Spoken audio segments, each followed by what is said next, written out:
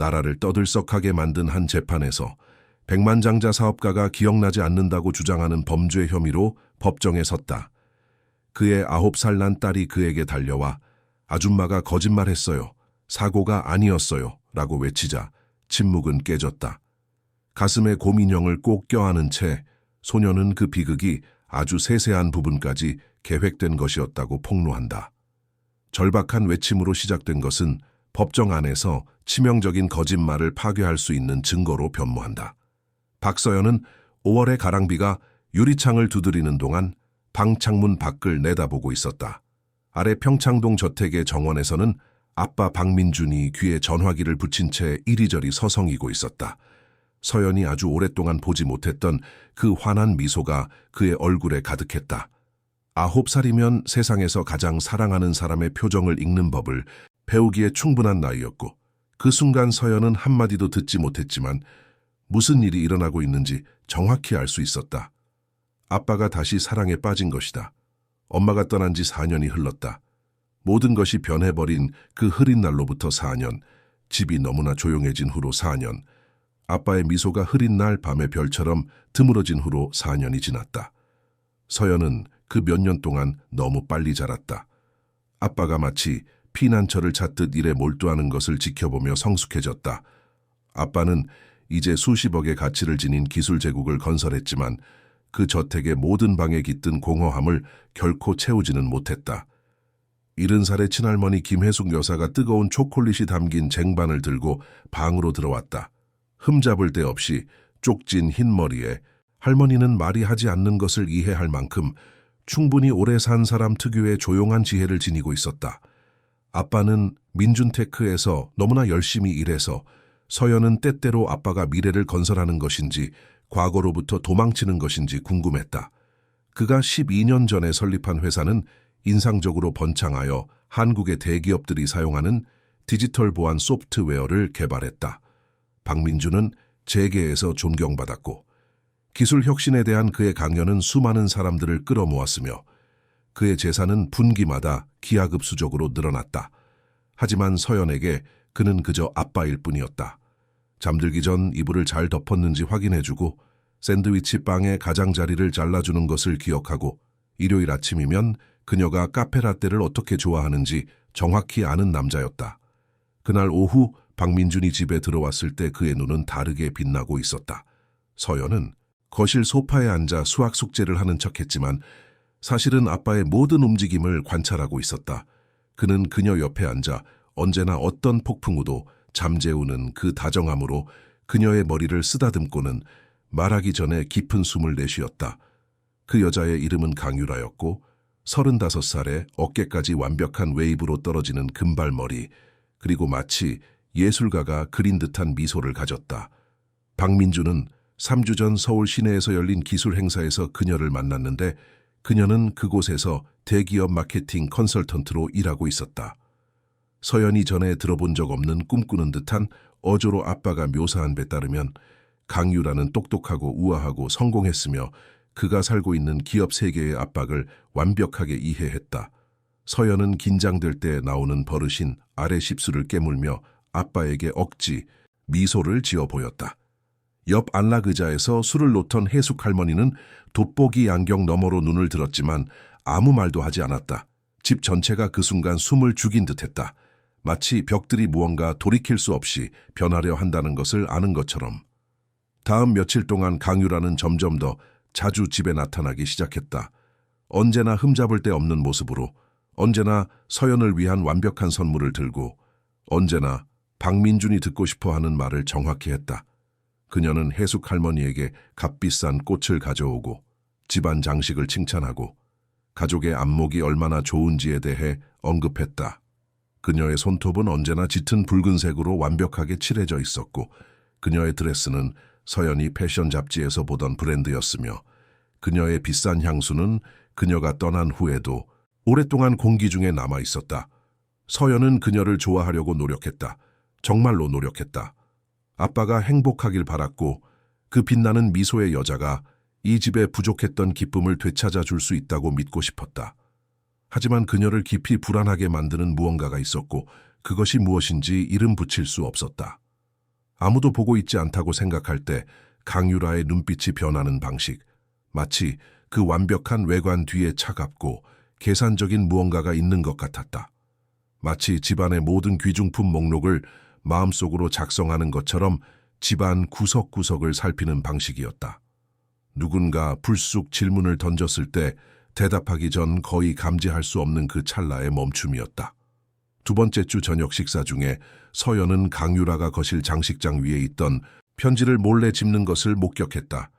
그것은 아빠의 보험사에서 온 서류였고 보험 증권 갱신에 관한 것이었다. 강유라는 재빨리 주위를 둘러본 후 휴대폰으로 서류를 촬영하고는 너무나 정확한 움직임으로 모든 것을 제자리에 돌려놓았다. 그것은 우연한 행동이라고 보기에는 너무나 치밀했다. 계단에서 자신을 지켜보고 있는 서연을 발견했을 때 그녀는 아무 일도 없었다는 듯 환하게 웃으며 손을 흔들었다. 하지만 서연은 그녀의 얼굴을 스쳐 지나간 아주 짧은 순간의 짜증을 보았다. 그날 밤 소녀는 아빠에게 말하려고 했지만 말은 혼란스럽고 유치하게 나왔다. 박민주는 너무나 행복해서 딸의 말 뒤에 숨은 진짜 걱정을 알아차리지 못했다. 그는 딸의 얼굴을 쓰다듬으며 강유라가 아마도 보험이 어떻게 작동하는지 궁금했을 뿐이라고 설명했다. 그녀 자신도 컨설팅 회사를 위해 보험에 들까 생각 중이었기 때문이라고. 사랑에 빠졌을 때는 모든 것이 논리적인 설명을 가졌다. 해숙 할머니는 더 주에 깊었다. 어느 날 오후 강유라가 방문했을 때 할머니는 서연을 정원으로 불러 대화를 나눴다. 감나무 아래 나무 벤치에 앉아 할머니는 손녀의 손을 잡고 직감에 대해 집안 여자들이 무언가 잘못되었을 때를 알아차리는 육감을 항상 가지고 있었다고 나지막이 말했다. 그녀는 강유라를 드러내놓고 의심하지는 않았지만 서연에게 주의를 기울이고 관찰하고 자신의 본능을 믿으라고 당부했다. 몇 주가 한 달이 되었고 박민준과 강유라의 관계는 거의 광적으로 깊어졌다. 그는 결혼에 대해 서연에게 새엄마를 만들어주는 것에 대해 비극이 갈라놓은 가족을 재건하는 것에 대해 말하기 시작했다. 언제나 대답이 계산적이던 강유라는 이번에는 평소에 절제된 태도와 어울리지 않는 조급함을 보였다. 그녀는 시간을 낭비하지 말자고, 인생을 즐기자고, 과거의 두려움이 미래의 행복을 막게 두지 말자고 말했다. 서연은 악몽을 꾸기 시작했다. 금발의 여자가 집에 들어와 벽에 모든 사진을 바꾸고 아무도 그곳에 누가 있었는지 기억하지 못할 때까지 얼굴을 지우는 꿈을 꿨다. 땀에 흠뻑 젖어 심장이 마구 뛰는 채로 깨어나 한밤중에 계단을 내려가 엄마 사진이 아직 제자리에 있는지 확인했다. 사진은 언제나 그곳에 있었지만 두려움은 독초처럼 가슴속에서 자라며 계속되었다. 박민준의 남동생인 지훈 삼촌을 방문했을 때 서연은 마침내 자신의 걱정을 진정으로 들어주는 사람에게 털어놓을 수 있었다. 박지훈은 전자기술자로 38살이었고 홍대에 있는 장비와 온갖 기술 잡동사니로 가득한 아파트에 살았다. 그는 언제나 멋진 삼촌이었고 어른들이 보통 아이들을 이해하지 못하는 방식으로 서연을 이해해주는 사람이었다. 낡은 소파에 앉아 피자를 먹으며 애니메이션 영화를 보던 중 서연은 마침내 속마음을 털어놓았다. 촬영된 서류에 대해 강유라와 함께 있을 때 느끼는 이상한 기분에 대해 모든 것이 너무 빨리 진행되고 있다는 것에 대해 이야기했다. 지훈은 점점 더 심각한 표정으로 조용히 들었다. 그는 그녀의 걱정을 어린애 같은 환상으로 치부하지 않았다. 대신 그가 지켜보겠다고 몰래 조사해보겠다고 서연이 혼자가 아니라고 약속했다. 한편 평창동 저택에서는 초고속 결혼 준비가 시작되었다. 박민주는 2달 후에 가족과 가까운 친구들만 초대해 조촐한 결혼식을 올릴 것이라고 발표했다. 모든 것이 너무나 빠르게 진행되는 것에 해숙 할머니는 눈에 띄게 불편해했지만 아들의 행복을 존중하며 속마음을 드러내지 않았다. 서연은 조용한 관찰자로서 모든 것을 지켜보며 이상한 점들을 마음속에 기록했다. 강유라가 박민준의 사업에 대해 회사의 가치가 얼마인지, 자산이 무엇인지, 해외 투자가 있는지 끈질기게 묻는 방식, 그가 생명보험을 증액해야 한다고 제안하는 방식, 그 정도 규모의 사업가는 가족을 더 잘 보호해야 한다고 주장하는 방식, 박민준이 숫자, 가치, 재산을 언급할 때 그녀의 눈이 빛나는 모습. 6월의 어느 유난히 더운 오후 서연은 정원에 있다가 베란다에서 강유라가 통화하는 소리를 들었다. 여자는 해숙 할머니가 애지중지 가꾸는 수국 뒤에 소녀가 숨어 있는 것을 눈치채지 못했다. 대화는 속삭임이었지만 그 목소리는 강유라가 박민준에게 사용하는 달콤한 목소리와는 완전히 달랐다. 거기에는 서연의 피를 얼어붙게 만드는 냉혹함, 차가움이 있었다. 그녀는 숫자 보험증권 마감일에 대해 이야기했다. 일을 서둘러야 한다고, 충분히 오래 기다렸다고, 이번에는 얻을 것이 훨씬 많기 때문에 이전과는 다를 것이라고 말했다. 서연은 수국 뒤에서 얼어붙었다. 심장이 너무 세게 뛰어 강유라가 들을 수 있을까봐 두려웠다. 방금 들은 말들이 나토이칩의 경보처럼 마음속에서 울려 퍼졌다. 이번에는 이전과는 다를 것이다. 그게 무슨 뜻일까? 이전에는? 소녀는 강유라가 통화를 마치고 집으로 들어갈 때까지 기다렸다가 약간 떨리는 다리로 은신처에서 나왔다. 그날 밤 서연은 잠을 이룰 수 없었다. 침대에 누워 방 천장을 바라보며 아직 완전히 이해되지 않는 퍼즐 조각을 맞추려고 애썼다. 그녀의 직감은 무언가 끔찍하게 잘못되었다고 소리치고 있었지만 아름답고 성공한 여자가 아빠와 사랑에 빠졌다고만 보는 어른들에게 이것을 어떻게 설명할 수 있을까? 우연히 엿들은 시선, 목소리 톤, 단편적인 대화를 근거로 한 의심을 어떻게 믿게 할 수 있을까? 결혼식은 8월 첫째 주 토요일, 저택 정원에서 열리는 예식으로 정해졌다. 강유라는 해숙 할머니마저 감탄할 만한 효율성으로 준비를 도맡았다. 모든 것이 완벽해야 한다고, 모든 것이 그 가족의 새로운 시작을 보여주어야 한다고 그녀는 말했다. 그녀는 서울 최고의 업체들을 고용하고 수입꽃을 주문했으며 많은 사람들이 1년 동안 버는 것보다 더 비싼 세련된 메뉴를 선택했다. 서연은 점점 커지는 걱정과 함께 엄청난 지출을 지켜보았다. 강유라는 마치 빵집에서 빵을 사듯 명품 옷을 샀고 언제나 박민준의 미래 아내는 가족을 잘 대표해야 한다고 주장했다. 그녀는 2달 동안 차를 3번이나 바꿨고 언제나 기계적 문제나 불편함에 대한 핑계를 댔다. 푹 빠져 사랑에 빠졌고 높은 생활 수준에 익숙한 박민준은 지출의 의문을 제기하지 않았다. 그에게는 아내가 모든 것의 최고를 누리는 것이 당연했다. 하지만 서연은 그 정당화 너머를 보았다. 강유라가 마치 마음속으로 평가를 하듯 집안의 모든 귀중품을 살펴보는 방식을 보았다. 그녀가 해숙 할머니의 보석에 대해, 벽에 걸린 그림에 대해, 박민준의 투자에 대해 끈질기게 묻는 방식을 보았다. 그 질문들에는 우연이라고는 할 수 없는 체계성이 있었다. 결혼식 2주 전 어느 일요일 아침 서연은 최악의 두려움을 확인시켜주는 장면을 목격했다. 그녀는 잠옷 차림으로 아침 식사를 하러 일찍 내려왔다가 박민준의 서재에 혼자 있는 강유라를 발견했다. 문은 살짝 열려 있었고 그 틈으로 서연은 여자가 책상 위의 서류들을 휴대폰으로 촬영하는 것을 보았다. 그것은 단지 몇 장의 빠른 사진이 아니었다. 세심한 작업이었다. 강유라는 계약서, 은행 거래 내역서, 보험증권, 회사 서류의 모든 페이지를 촬영했다. 그녀의 손은 마치 이 일을 여러 번 해본 사람처럼 정밀하게 움직였다. 서연은 심장이 마구 뛰는 채로 조용히 물러났다. 계단을 뛰어 올라가 방에 틀어박혀 가쁜 숨을 고르려 애썼다. 누군가에게 말해야 했다. 누군가 자신을 믿게 해야 했다. 하지만 누구에게? 아빠는 사랑에 완전히 눈이 멀었다. 해숙 할머니는 의심은 하지만 증거가 없었다. 지훈 삼촌은 그녀를 믿었지만 전자기술자가 자신의 이익을 위해 상황을 조작하는데 능숙한 여자를 상대로 무엇을 할 수 있겠는가? 그날 오후 박민준이 골프클럽에서 돌아왔을 때 서연은 다시 한번 시도했다. 그와 단둘이 이야기하자고 요청했고 그의 방에서 모든 걱정을 쏟아냈다. 전화통화에 대해, 서류 촬영에 대해, 강유라가 겉보기와 다른 사람이라는 느낌에 대해 이야기했다. 박민준은 인내심을 갖고 들었지만 서연은 그의 눈에서 주저함과 무언가 잘못되었을 것이라고 믿기를 거부하는 저항을 보았다.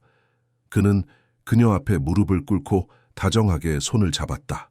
강유라는 곧 가족의 일원이 될 것이기 때문에 가족 사업을 더 잘 이해하려고 노력하는 것뿐이라고 설명했다. 똑똑한 여자가 남편의 재정에 대해 알고 싶어 하는 것은 당연하다고 말했다. 서연이 엄마 자리에 다른 여자를 받아들이기 힘들어하는 것이며 그것은 완벽하게 이해할 수 있지만 강유라는 결코 누구도 대체하려 하지 않을 것이라고 주장했다. 그녀는 단지 가족에 더해지는 것이지 대체하는 것이 아니라고. 서연은 눈물이 눈을 태우는 것을 느꼈다. 그것은 질투가 아니었고 새로운 사람을 받아들이는 것에 대한 저항도 아니었다. 그것은 진짜 본능적이고 원초적인 두려움이었다. 하지만 다시 행복해지고 싶어 하는 아빠에게 이것을 어떻게 설명할 수 있을까? 사랑에 빠진 어른이 아이가 너무나 명확하게 보는 위험을 어떻게 보게 할 수 있을까? 그 대화 이후 며칠 동안 강유라는 서연에 대한 태도를 미묘하게 바꿨다. 미소는 여전히 달콤했고 말은 여전히 친절했지만 그녀가 소녀를 볼 때 눈빛에 새로운 것이 있었다. 그것은 계산된 차가움, 조용한 경고였다. 그녀는 이야기를 지어내는 아이들에 대해 때로는 어린이의 상상력이 환상과 현실을 혼동한다고 아무렇지 않은 듯이 말하기 시작했다. 그녀는 항상 박민준 앞에서 그렇게 말하며 의붓딸의 신뢰성에 대한 의심의 씨앗을 심었다. 어느 날 오후 박민준이 회의 중이고 해숙 할머니가 병원 진료를 위해 외출했을 때 강유라는 서연을 거실로 불러 대화를 나눴다. 소녀는 위가 뒤틀리는 느낌으로 계단을 내려갔고 한 걸음 한 걸음이 이전보다 더 무겁게 느껴졌다. 강유라는 가죽 소파에 우아하게 다리를 꼬고 앉아 있었고 미소는 눈까지 닿지 않았다. 대화는 짧았지만 끔찍했다. 강유라는 목소리를 높이거나 노골적인 위협을 하지는 않았지만 모든 단어에는 불길한 의미가 담겨 있었다. 그녀는 언제 조용히 있어야 할지 모르는 소녀들에 대해, 없는 곳에서 문제를 일으키는 아이들에 대해 이야기했다. 거의 무심하게 상상력이 과도한 아이들을 치료하는 전문 기관에 대해 언급했다. 심리학자들이 젊은이들이 현실과 환상을 구별하도록 돕는 곳이라고. 박민준이 딸을 위해 그런 종류의 치료를 고려해야 한다면 안타깝겠지만 때로는 아이 자신을 위해 필요한 일이라고 말했다. 서연은 그 메시지를 완벽하게 이해했다. 만약 계속해서 강유라를 폭로하려고 한다면 문제아로 비치는 것은 바로 자신, 서연이 될 것이었다. 새로운 가족 상황에 대처하는데 어려움을 겪는 것처럼 보이는 것은 바로 그녀일 것이었다. 강유라는 서연의 어떤 고발도 어린애 같은 떼쓰기나 정서장애로 해석될 수 있는 서사를 체계적으로 구축하고 있었다. 소녀는 다리가 후들거리는 채로 방으로 올라가 더 이상 눈물이 나지 않을 때까지 울었다. 조종의 대가인 사람과 싸우기에는 너무나 무력하고 작게 느껴졌다. 하지만 마음속 깊은 곳에서 결심의 불꽃이 자라기 시작했다. 그녀는 포기하지 않을 것이었다. 가장 큰 두려움에 맞서더라도 아빠를 지킬 방법을 찾을 것이었다. 결혼식은 8월의 화창한 오후에 열렸다. 정원은 동화 속 장면처럼 변해 있었다. 곳곳에 흰 꽃이 가득했고 의자는 새틴 리본으로 장식되었으며 예식이 열릴 우아한 구조물이 세워져 있었다. 하객들은 샴페인과 세련된 카나페가 놓인 테이블 사이를 오갔다. 모든 것이 너무나 완벽해서 마치 고급 잡지에 실릴 사진을 위해 세심하게 연출된 장면 같았다. 서연은 강유라가 골라준 연분홍색 드레스를 입고 있었지만 마치 다른 사람의 옷을 입은 것처럼 불편했다. 예식 내내 해숙 할머니 옆에 서서 아빠가 위험하다고 알고 있는 여자에게 영원한 사랑을 맹세하는 것을 지켜보며 할머니의 손을 꽉 잡았다. 박민주는 환하게 빛났고 그의 눈은 진정한 행복으로 반짝였다. 그녀를 위해 특별히 디자인된 웨딩 드레스를 입고 눈부시게 아름다운 강유라는 감동한 신부의 완벽한 모습이었다. 주례가 두 사람을 부부로 선언하자 모두가 박수를 쳤다. 서연은 억지 미소를 지었지만 속으로는 마치 슬로우 모션으로 비극을 보고 있는 것 같았다. 해숙 할머니는 그녀의 손을 조금 더 꽉 잡았고 서연이 할머니를 쳐다봤을 때 그녀의 지친 눈에 비친 걱정을 보았다.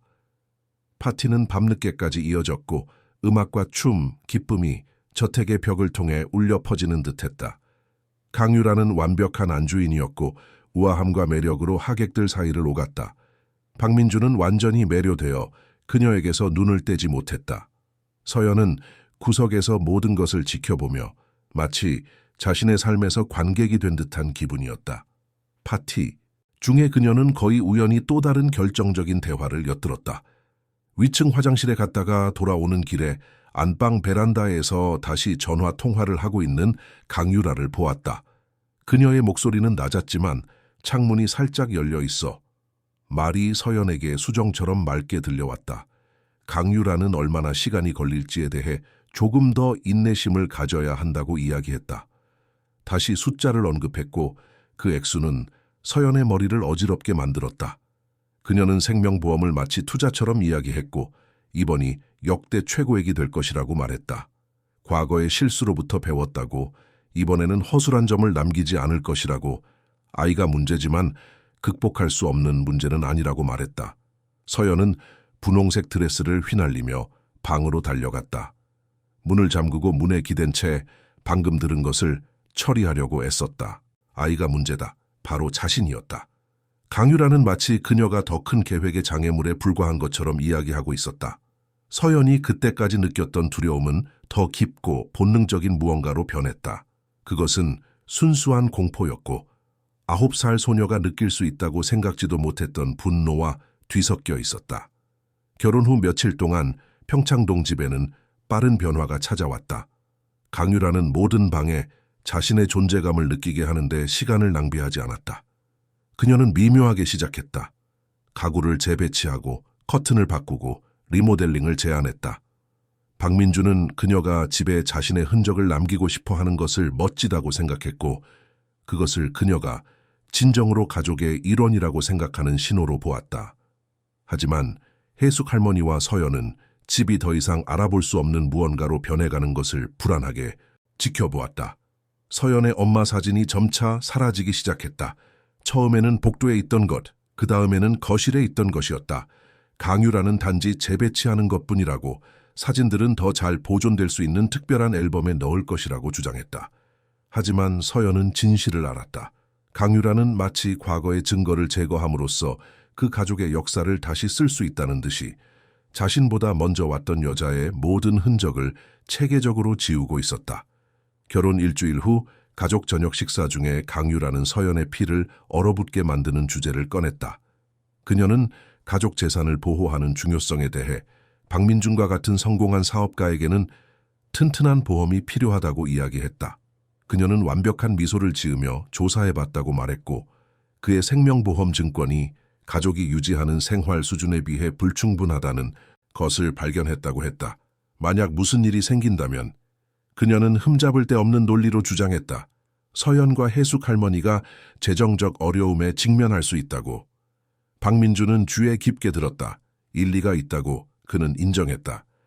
회사가 기하급수적으로 성장하고 여러 부문에 투자하고 있는 상황에서 보장 범위를 늘리는 것이 정말 현명할 것이었다. 강유라는 숫자를 준비했고 보험사들과 상담했으며 이미 제안서를 받아놓았다. 그녀는 수혜자, 보장 범위, 보험료에 대해 너무나 잘 알고 있어서 마치 그 분야의 전문가처럼 보였다. 서연은 점점 커지는 공포와 함께 그 장면을 지켜보았다. 게임이 어떻게 진행되는지 완벽하게 보였지만 그것을 막을 힘이 없었다.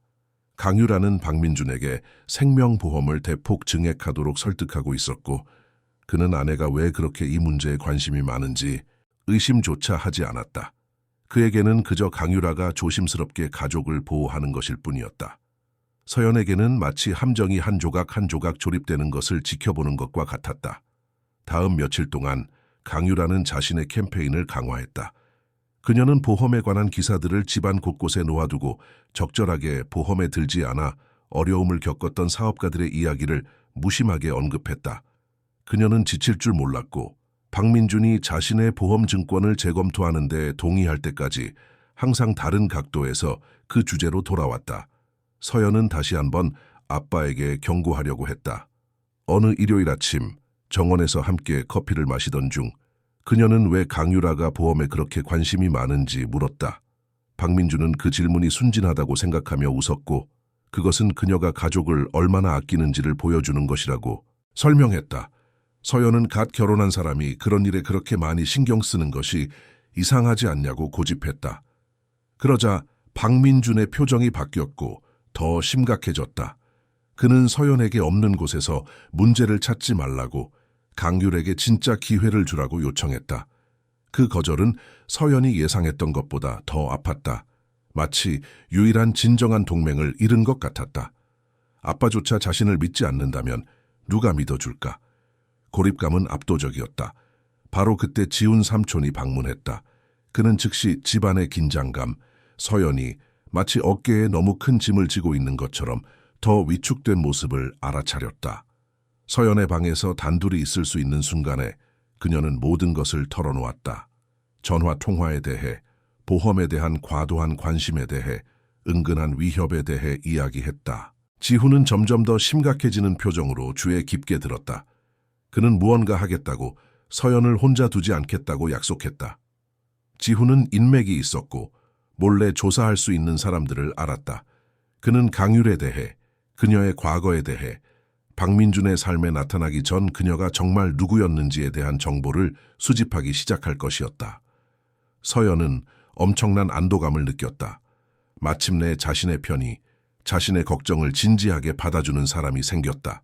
하지만 강유라는 그들이 생각했던 것보다 더 관찰력이 뛰어났다. 그녀는 서연과 지훈 사이의 사적인 대화를 알아차렸고 그녀가 방에 들어올 때 두 사람이 어떻게 멀어지는지 보았다. 그날 밤 모두가 잠든 후 그녀는 박민준과 또 다른 대화를 나눴다.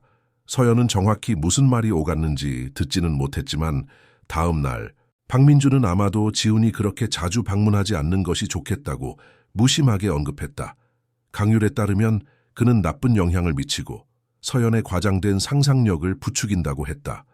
박민준은 방문을 금지하지는 않았지만 덜 자주 오는 것을 선호한다는 것을 분명히 했다. 서연은 자신을 완전히 고립시키려는 강유라의 움직임을 알아차렸다. 그녀를 도울 수 있는 모든 사람이 멀어지거나 신뢰를 잃고 있었다. 그것은 훌륭하고도 끔찍한 전략이었다. 강유라는 박민준 주위에 요새를 쌓고 그녀의 계획에 방해가 될 수 있는 모든 관계를 점차적으로 끊고 있었다. 몇 주가 지나고 강유라의 행동은 더 대담해졌다. 그녀는 집이 너무 크다는 둥, 해숙 할머니가 자신만의 공간, 아마도 가깝지만 독립된 편안한 아파트를 갖는 것이 더 실용적일 것이라는 둥의 말을 하기 시작했다. 할머니는 단호하게 거절했지만 서연은 강유라가 박민준의 머릿속에 어떻게 아이디어를 심는지 보았다. 언제나 겉보기에는 합리적인 주장으로. 어느 날 오후 서연이 정원에서 자전거를 타던 중 이상한 일이 일어났다. 장미 덤불 근처에서 커브를 돌 때 브레이크가 그냥 고장 나버렸다. 자전거는 정원 내리막길을 걷잡을 수 없이 질주했고 서연은 잔디밭으로 몸을 던져서야 멈출 수 있었고 그 과정에서 무릎과 팔꿈치가 긁혔다. 해숙 할머니가 달려와 도와주었고 박민준이 바로 뒤따라왔으며 모두가 상처를 걱정했다. 그러나 강유라는 다른 표정을 짓고 있었다. 걱정의 가면을 다시 쓰기 전 아주 짧은 순간 서연은 의부서머니의 눈에서 실망과 비슷한 무언가를 보았다. 마치 사고가 충분히 심각하지 않았다는 듯이. 박민준은 자전거를 살펴보고 브레이크 케이블이 끊어진 것을 발견했다. 이상하다고 생각했지만 자전거가 낡아서 자연적인 마모일 것이라고 결론지었다. 즉시 서연에게 새 자전거를 사주라고 했다. 하지만 서연은 진실을 알았다. 케이블은 마모된 것이 아니었다. 누군가 고의로 잘랐다.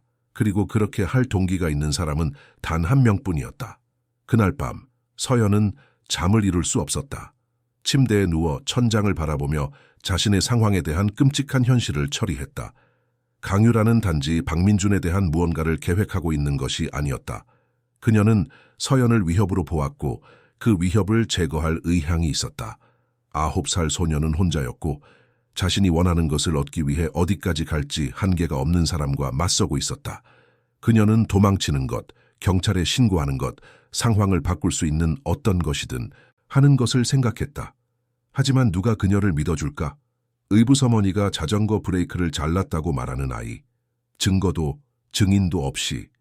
그것은 강유라가 서연에 과장된 상상력의 증거로 둔갑시킬 또 다른 이야기가 될 뿐이었다. 다음 날 해숙 할머니에게 더욱 불안한 일이 일어났다. 할머니는 계단을 내려오다가 발을 헛디뎌 심하게 넘어지면서 팔이 부러졌다. 모두가 달려와 도와주었고 박민준은 즉시 구급차를 불렀다. 혼란 속에서 서연은 무엇이 추락의 원인이었는지 보러 계단을 올라갔고 마치 일부러 발을 걸리게 하려고 놓은 것처럼 작은 깔개가 삐뚤어져 있는 것을 발견했다. 병원에서 해숙 할머니가 검사를 받고 팔에 깁스를 하는 동안 서연은 무거운 마음으로 대기실에 앉아 있었다. 이틀 동안 2번의 사고, 처음에는 자신, 그 다음에는 할머니, 우연이 아니었다. 강유라는 명확한 메시지를 보내고 있었고 자신의 길을 막는 누구에게나 다가갈 수 있으며 모든 것을 사고처럼 보이게 할 수 있다는 것을 보여주고 있었다. 박민주는 어머니의 사고에 눈에 띄게 충격을 받았다. 잘못 놓인 깔개를 알아차리지 못한 것, 집의 안전에 더 신경 쓰지 않은 것에 대해 죄책감을 느꼈다. 강유라는 물론 그의 곁에서 위로와 지지를 제공했다. 해숙 할머니를 돌볼 간병인을 고용하자고 제안했고 가정 내 사고가 사람들이 생각하는 것보다 더 흔하며 특히 노인들에게는 더욱 그렇다고 말했다. 해숙 할머니는 팔을 고정한 채 집으로 돌아왔고 그녀의 눈에는 무슨 일이 일어나고 있는지 완벽하게 이해한다는 표정이 담겨 있었다. 서연과 단둘이 있을 첫 기회에 그녀는 좋은 손으로 손녀의 손을 잡고 아주 조심해야 한다고 속삭였다. 그녀 역시 깔개를 알아차렸고 그것이 사고가 아니었다고 의심했다. 하지만 서연처럼 그녀는 증거가 없었고 단지 의심과 두려움뿐이었다.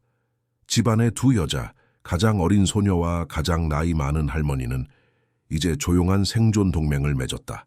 그들은 모든 걸음에 조심했고 사용하기 전에 모든 물건을 확인했으며 강유라와 완전히 단둘이 있는 경우는 결코 없었다.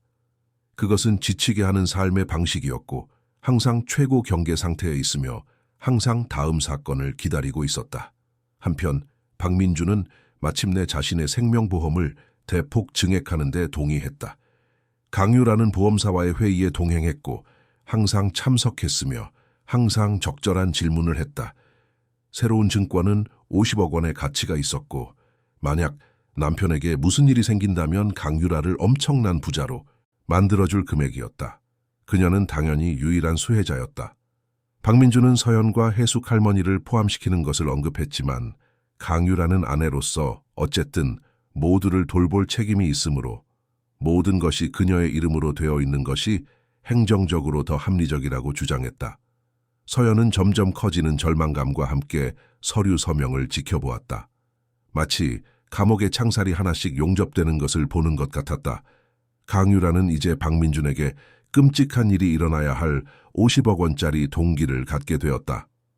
그리고 일이 진행되는 방식으로 보아 서연은 의부 서머니가 그 동기를 행동으로 옮기는데 주저하지 않을 것임을 알았다. 가장 절망적인 순간에 지훈 삼촌이 소식을 들고 다시 나타났다. 그는 서연과 단둘이 이야기하자고 요청했고 2 사람은 저택 근처 공원의 무성한 느티나무 아래 벤치에서 만났다. 지훈은 자신의 인맥과 기술적 능력을 이용해 강유라의 과거를 추적하며 조사해왔다. 그가 발견한 것은 끔찍했다. 강유라는 그녀의 진짜 이름이 아니었다. 그것은 그녀가 수년에 걸쳐 사용한 여러 신원 중 하나였다. 지훈은 다른 지역에서 이전 결혼 기록을 발견했는데 항상 부유한 남자들과 결혼했고 항상 비극으로 끝났다. 강원도에서는 남편의 차가 산길에서 의문스럽게 전복되었다. 부산에서는 다른 남편이 보트 사고를 당했다.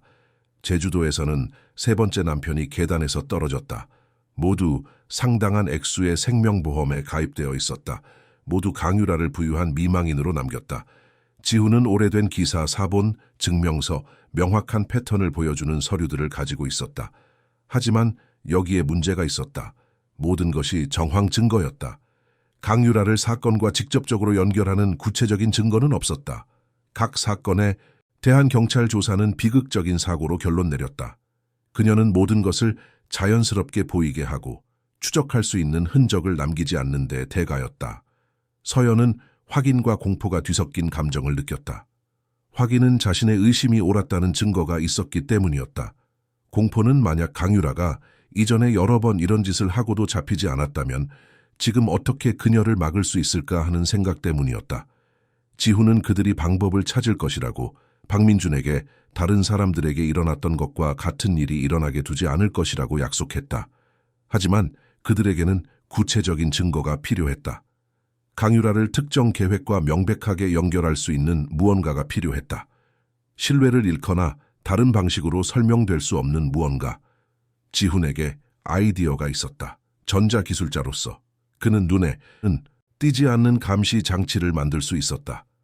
아마도 법정에서는 인정되지 않겠지만 비극을 피하고 더 확실한 사건을 구축하는 데 필요한 정보를 제공할 수 있었다. 다음 며칠 동안 지훈은 자신의 프로젝트에 매달렸다. 그는 겉보기에는 순진한 곰 인형을 만들었지만 그 안에는 최첨단 디지털 녹음기가 들어있었다.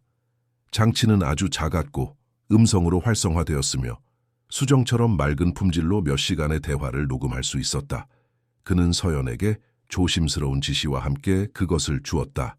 곰 인형은 강유라가 전화를 하는 곳, 그녀가 자유롭게 이야기할 수 있다고 안전하게 느낄 수 있는 곳에 있어야 했다. 서연은 책임감의 무게를 느끼며 곰 인형을 껴안았다. 9살 소녀가 자신의 집에서 스파이가 되어 위험한 여자에 대한 증거를 수집하도록 강요받고 있었다. 그것은 공정하지도 옳지도 않았지만 필요했다. 아빠의 생명이 그것에 달려 있었다.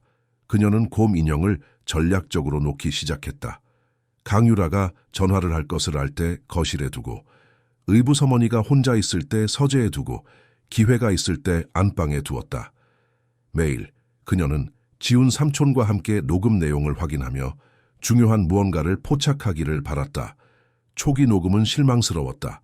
쇼핑, 약속, 사소한 일에 대한 평범한 대화들이었다. 하지만 서연은 포기하지 않았다. 언젠가 강유라가 경계를 늦출 것이라는 것을 알았다. 자신의 능력에 그렇게 자신만만한 사람들은 결국 실수를 저지르기 마련이었다. 한편 저택에서의 삶은 점점 더 긴장되었다. 강유라는 그녀와 박민준이 함께 여행을 가야 한다는 말을 하기 시작했다. 그녀는 산속의 리조트, 그들이 두 번째 신혼여행을 즐길 수 있는 낭만적이고 외딴 곳에 대해 이야기했다. 박민준은 그 아이디어가 매력적이라고 생각했지만 서연은 그 주제가 언급될 때마다 속이 뒤집히는 것을 느꼈다. 산, 구불구불한 길, 외딴 곳, 이 모든 것이 치명적인 사고를 위한 완벽한 배경처럼 들렸다. 그녀는 아빠를 말리려고 애썼고 그가 없으면 어떻게 지낼지, 그가 여행 가는 것이 두렵다는 핑계를 댔다. 하지만 박민주는 그저 부드럽게 웃으며 곧 돌아올 것이라고 약속했다. 강유라는 차가운 눈으로 이 순간들을 지켜보며 계산하고 계획했다. 어느 날 밤 서연은 목이 말라 잠에서 깨어 물을 마시러 부엌으로 갔다. 늦은 시간이었고 집은 조용했으며 그녀는 모두가 자고 있다고 생각했다. 하지만 거실을 지나갈 때 서재에서 낮은 목소리가 들려왔다. 문은 살짝 열려 있었고 서연은 강유라가 전화 통화하는 목소리를 알아들었다. 심장이 빠르게 뛰었다. 곰 인형은 그녀의 방에 있었다. 그 대화를 녹음할 방법이 없었다. 그녀는 복도에서 얼어붙은 채 들키지 않고 들으려고 애썼다. 강유라는 일정에 대해 모든 것이 다음 몇 주 안에 일어나야 한다고 이야기했다. 그녀는 최철수라는 사람을 언급했고 그가 무엇을 해야 할지 이해할 것이라고 했다. 결정적인 순간에 브레이크가 고장 날 것에 대해, 그것이 어떻게 기계적 결함으로 해석될지에 대해, 그리고 그것이 다른 경우에도 완벽하게 작동했다고 이야기했다.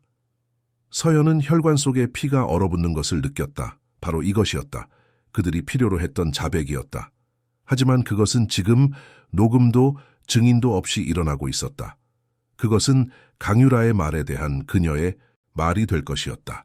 그리고 그녀는 이미 그것이 어떻게 끝날지 알고 있었다. 소녀는 조용히 물러나 방으로 돌아갔고 심장은 불규칙하게 뛰었다. 그녀는 들은 것을 처리하며 밤새 깨어 있었다. 강유라는 공범이 있었고 최철수라는 사람이 박민준의 차를 사보타주할 것이었다. 그리고 그들은 곧 다음 몇 주 안에 그것을 할 것이었다. 시계는 똑딱거리고 있었고 서연은 너무 늦기 전에 그 자백을 포착할 방법을 찾아야 했다. 다음 날 아침 식사 중에 강유라는 산속 리조트로의 여행을 예약했다고 발표했다. 2주 후 긴 주말이 될 것이었다.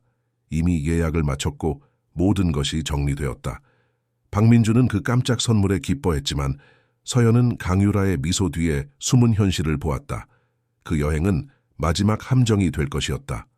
서연은 즉시 사생활 보호를 위해 화장실에 잠긴 채 휴대폰으로 지훈 삼촌에게 전화했다. 전날 밤 엿들은 대화에 대해 최철수라는 남자에 대해 고장날 브레이크에 대해 이야기했다. 지훈은 정보를 처리하며 한참 동안 침묵했다. 마침내 그가 말했을 때 그의 목소리는 걱정으로 무거웠다. 그들은 강유라가 자신의 계획을 녹음으로 인정하게 할 2주가 있었다. 박민준의 생명을 구할 2주였다. 지훈은 계획을 세웠다.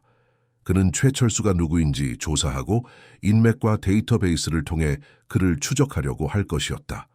그동안 서연은 곰 인형 녹음기로 노력을 강화할 것이었다.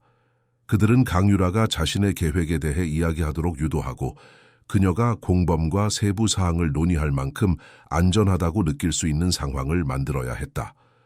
다음 며칠 동안 서연은 더욱 세심한 관찰자가 되었다.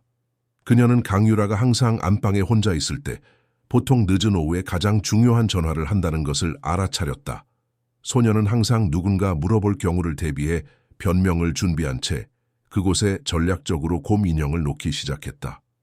그녀는 집안 곳곳에 장난감을 흩어놓는 것을 좋아한다고, 그것이 집을 더 편안하게 느끼게 해준다고 말했다. 강유라는 때때로 의심스러운 눈초리로 곰 인형을 쳐다봤지만 실제 의심을 나타내는 방식은 아니었다. 그녀에게 그것은 단지 아이의 장난감일 뿐 무해하고 사소한 것이었다. 서연의 지능을 과소평가한 것이 그녀의 치명적인 실수가 될 것이었다.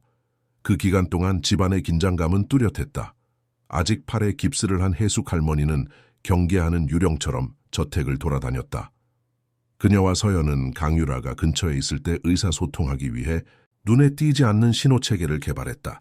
눈짓 팔을 만지는 것, 경고나 위험을 의미하는 작은 제스처들이었다. 박민주는 자신의 집 지붕 아래에서 벌어지는 조용한 전쟁을 전혀 눈치채지 못했다. 그는 아내와 단둘이 보낼 시간에 대한 기대로 여행 준비에 몰두해 있었다. 강유라는 멋진 리조트, 숨 막히는 풍경, 그들이 달릴 경치 좋은 도로에 대해 끊임없이 이야기하며 그 열정을 부추겼다. 모든 묘사는 서연의 속을 뒤집어 놓았다. 여행 일주일 전, 서연은 마침내 그들이 필요로 했던 녹음을 손에 넣었다. 목요일 오후였고 강유라는 모두가 외출했다고 생각했다. 박민주는 회사에서 회의 중이었고 해숙 할머니는 팔을 확인하기 위해 병원 진료가 있었으며 서연은 발레 수업에 갔어야 했다. 하지만 소녀는 아프다고 핑계를 대고 집에 남아 문을 잠근 채 자신의 방에 숨어 있었다. 강유라는 곧장 안방으로 가서 전화를 걸었다. 서연은 벽을 통해 그녀의 목소리를 들을 수 있었고 목소리는 머플렛되었지만 들을 수 있었다. 그날 밤 마침내 곰 인형을 되찾아 지훈과 함께 녹음을 들었을 때 두 사람은 강유라가 말한 내용의 명확성과 세부 사항에 얼어붙었다. 녹음 속 그녀의 목소리는 차갑고 계산적이었으며 박민준에게 사용하는 달콤한 어조와는 완전히 달랐다. 그녀는 최철수와 박민준이 장거리 여행에 사용하는 고급 벤츠에 대해 이야기했다. 기계적 결함처럼 보이도록 브레이크 시스템을 사보타주하는 방법에 대한 정확한 지시를 내렸다. 브레이크가 고장 나야 할 정확한 순간, 위험하기로 유명한 산길의 특정 커브에 대해 논의했다. 경찰이 어떻게 해석할지, 자신이 어떻게 충격에 빠진 미망인이 될지, 마침내 자신의 것이 될 50억 원에 대해 이야기했다. 하지만 더 있었다. 강유라는 다른 사건들, 다른 남자들을 언급했다. 수년에 걸쳐 자신의 방법을 어떻게 완성했는지, 초기에 저질렀던 실수들이 이제 어떻게 수정되었는지에 대해 이야기했다. 그녀는 한 이름을 언급하고 그 다음 또 다른 이름, 그리고 또 다른 이름을 언급했다. 지훈은 그가 찾았던 오래된 기사에서 그 이름들 중 일부를 알아보았다. 강유라는 자신도 모르게 수년 동안 저질러온 일련의 범죄를 자백하고 있었다. 그 녹음은 순금이었다. 그들이 필요로 했던 바로 그것이었다. 하지만 새로운 문제가 생겼다. 지훈이 경찰에 녹음을 보여주려고 했을 때 모든 당사자의 동의 없이 미성년자가 한 녹음은 법정에서 인정되지 않을 수 있다는 말을 들었다. 게다가 계획된 사보타주에 대한 물리적 증거가 없고 최철수 자신이 확인되지 않은 상태에서 경찰은 단지 녹음만으로 행동할 수 없었다. 말로는 표현할 수 없을 정도로 좌절스러웠다. 그들은 자백을 증거를 가지고 있었지만 필요한 방식으로 사용할 수 없었다. 지훈은 변호사들과 상담하고 법적 선택지를 조사했으며 그 녹음을 경찰의 조치로 바꿀 방법을 찾으려고 애썼다. 하지만 시간은 점점 줄어들고 있었다. 여행까지는 단 5일밖에 남지 않았다. 다른 접근법을 제안한 것은 해숙 할머니였다. 만약 녹음을 이용해 강유라를 예방적으로 체포할 수 없다면 여행을 막는 데 사용할 수 있었다. 만약 박민준에게 증거를 들이댄다면 그는 분명히 계획을 취소하고 아내를 의심하기 시작할 것이었다. 이상적이지는 않았다. 강유라가 도망치거나 다른 전략을 세울 수도 있었지만 적어도 박민준은 안전할 것이었다. 서연과 지훈은 동의했다. 그들은 여행 3일 전에 박민준과 대화를 약속했다. 강유라가 방해할 수 없는 중립적인 장소인 지훈의 아파트에서 만날 것이었다. 그들은 박민준에게 강유라를 위한 깜짝 선물에 관한 것이라고 말하며 혼자 오라고 요청했다. 그는 궁금해했지만 의심 없이 동의했다. 기다리는 3일 동안 서연은 거의 제정신이 아니었다. 자동 조종 장치처럼 학교에 갔고 단답형으로 질문에 답했으며 끊임없는 불안 상태에서 살았다. 강유라는 만족스럽게 지켜보며 서연의 행동을 새로운 가족 질서에 대한 체념적인 수용으로 해석했다. 그녀는 자신에게 닥칠 폭풍우를 전혀 알지 못했다. 대화가 약속된 아침, 서연은 뱃속에 매듭이 묶인 채 잠에서 깼다. 모든 것이 그 순간에 달려 있었다. 만약 박민준이 그들을 믿는다면, 만약 그가 마침내 강유라의 진짜 모습을 본다면 모든 것이 바뀔 수 있었다.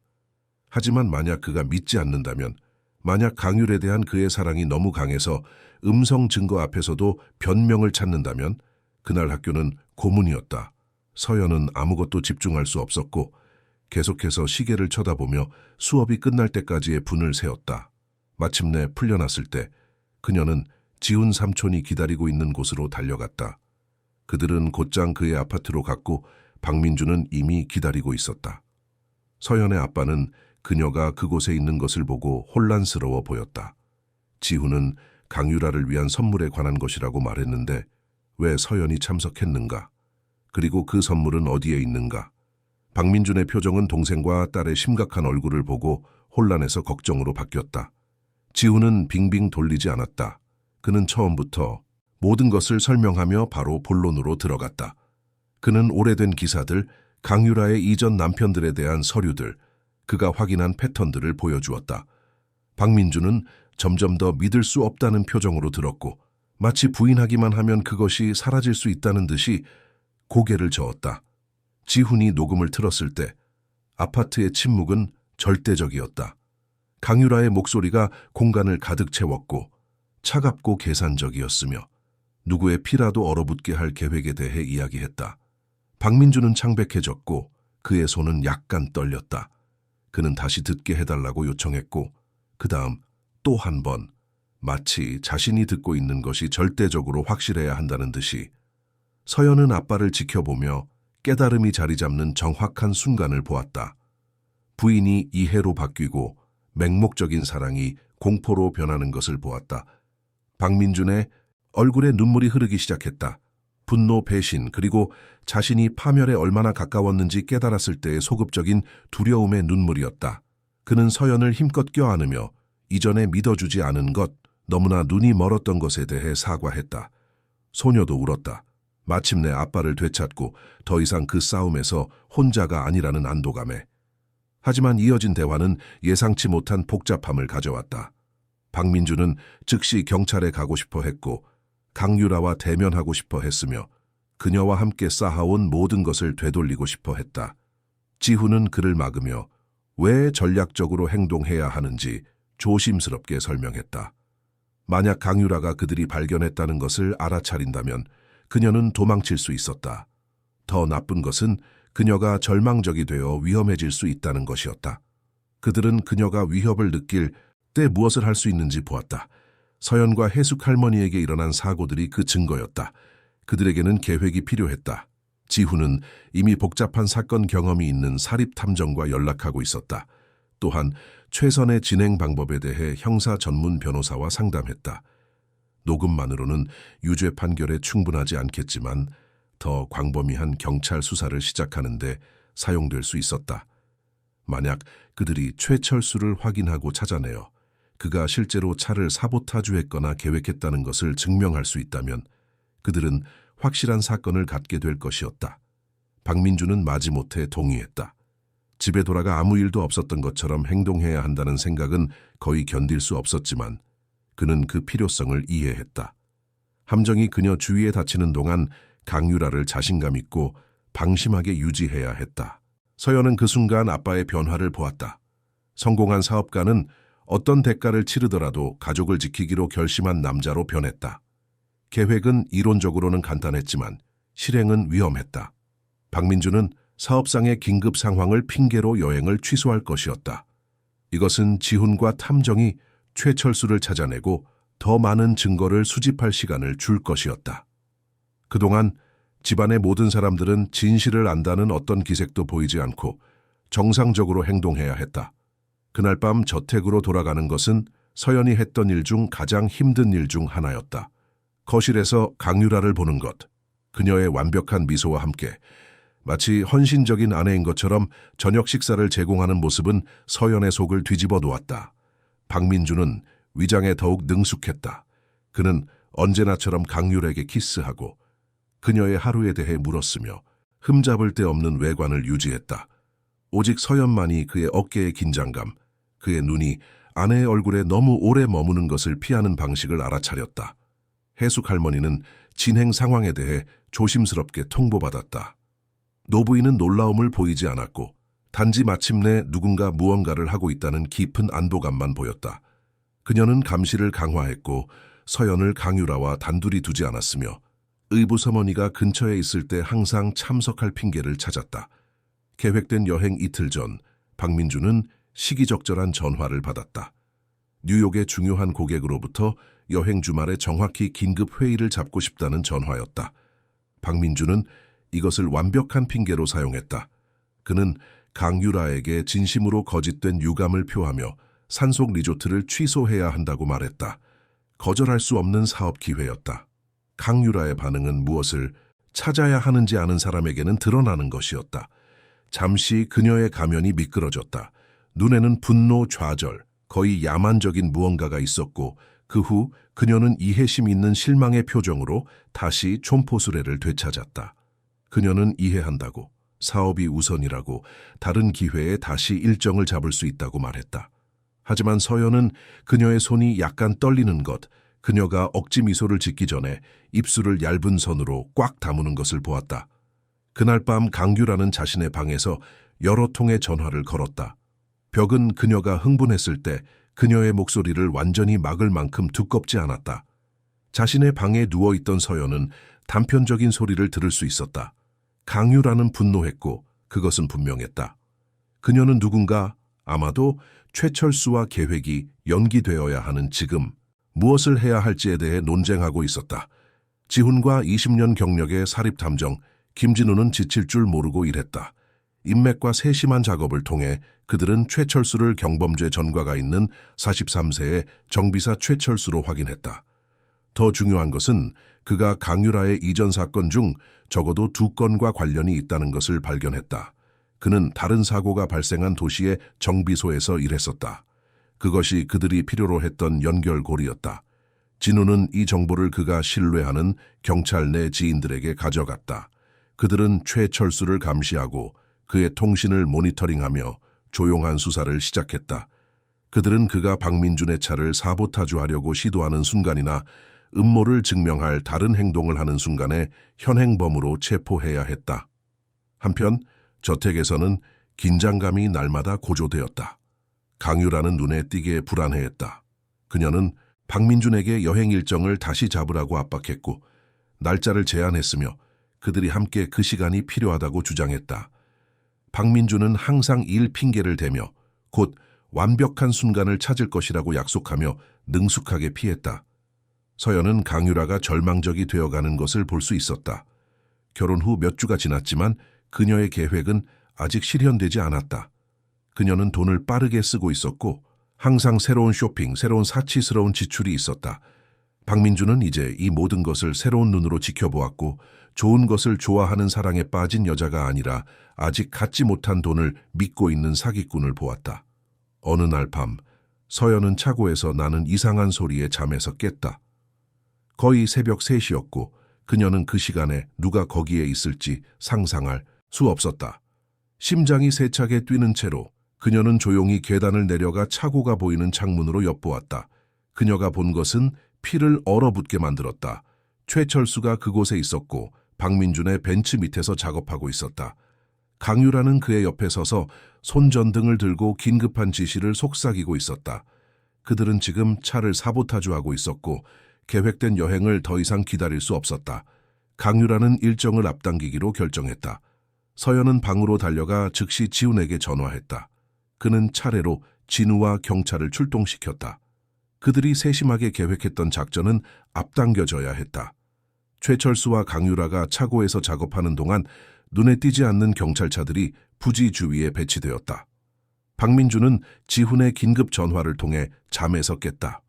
그는 조심스럽게 계단을 내려와 거실에서 두려움과 아드레날린으로 떨고 있는 서연을 발견했다. 해숙 할머니도 움직임에 잠에서 깼다. 세 사람은 경찰이 작전을 준비하는 동안 함께 기다렸다. 최철수가 더러운 천에 손을 닦으며 차고에서 나왔을 때 그는 손전등 불빛과 겨눠진 총구에 맞닥뜨렸다. 그의 얼굴에 떠오른 표정은 완전한 충격이었다. 그는 도망치려 했지만 재빨리 제압당했다. 아직 차고에 있던 강유라는 소란을 듣고 즉시 무슨 일이 일어나고 있는지 깨달았다. 그녀가 집을 쳐다보고 창문에서 박민준, 서연, 해숙 할머니를 본 순간 시간이 멈춘 듯한 순간이 있었다. 이해가 파도처럼 그녀의 얼굴을 스쳐 지나갔다. 그녀는 발각되었다. 그녀가 쌓아올린 모든 것, 모든 세심한 계획이 무너지고 있었다. 강유라는 마지막 시도를 했다.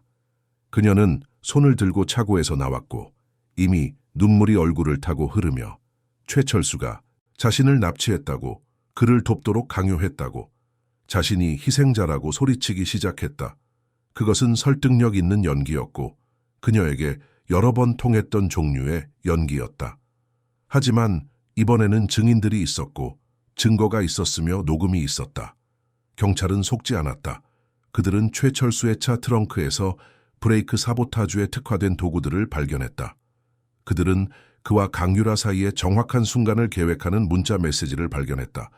그리고 진우가 수사관들에게 서연의 녹음을 들려주었을 때 강유라가 차갑게 자신의 계획을 논의하는 것을 보여주었을 때 더 이상 부인할 수 없었다. 그러자 강유라는 변했다. 달콤하고 부드러운 가면은 완전히 사라지고 그 아래에 진짜 사람이 드러났다. 그녀는 순수한 증오로 박민준을 쳐다보며 그가 생각하는 것만큼 똑똑하지 않다고, 그녀는 이런 짓을 여러 번 했고 항상 빠져나갔다고 소리쳤다.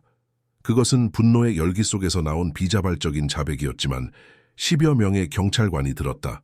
강유라와 최철수가 각각 다른 경찰차에 태워지는 동안 서연은 마침내 눈물이 터져 나오는 것을 허락했다. 그것은 안도의 눈물, 피로의 눈물, 몇 달간의 두려움과 긴장에서의 해방의 눈물이었다. 박민주는 그녀를 안았고 해숙 할머니가 그 포옹에 합류했으며 세 사람은 사이렌 소리가 밤속으로 멀어지는 동안 재회하고 안전한 가족으로서 그곳에 서 있었다. 하지만 시련은 아직 완전히 끝나지 않았다. 다음 며칠 동안 강유라와 최철수가 구금되어 있는 동안 그들의 범죄에 대한 더 많은 세부 사항이 드러나기 시작했다.